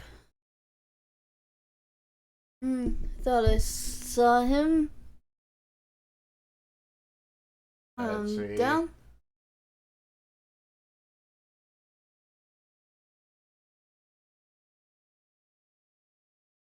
No, Keep going. yeah,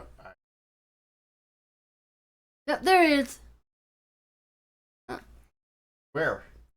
You were just on him. There. Oh, Bar Temple. Okay.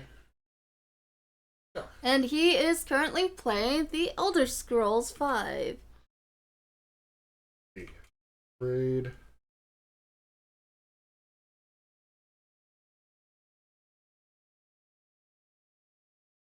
Gotta put this correctly.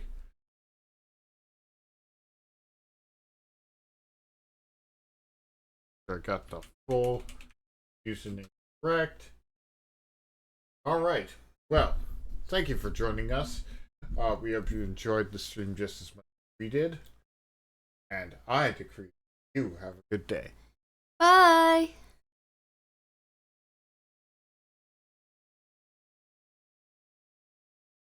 Shooting.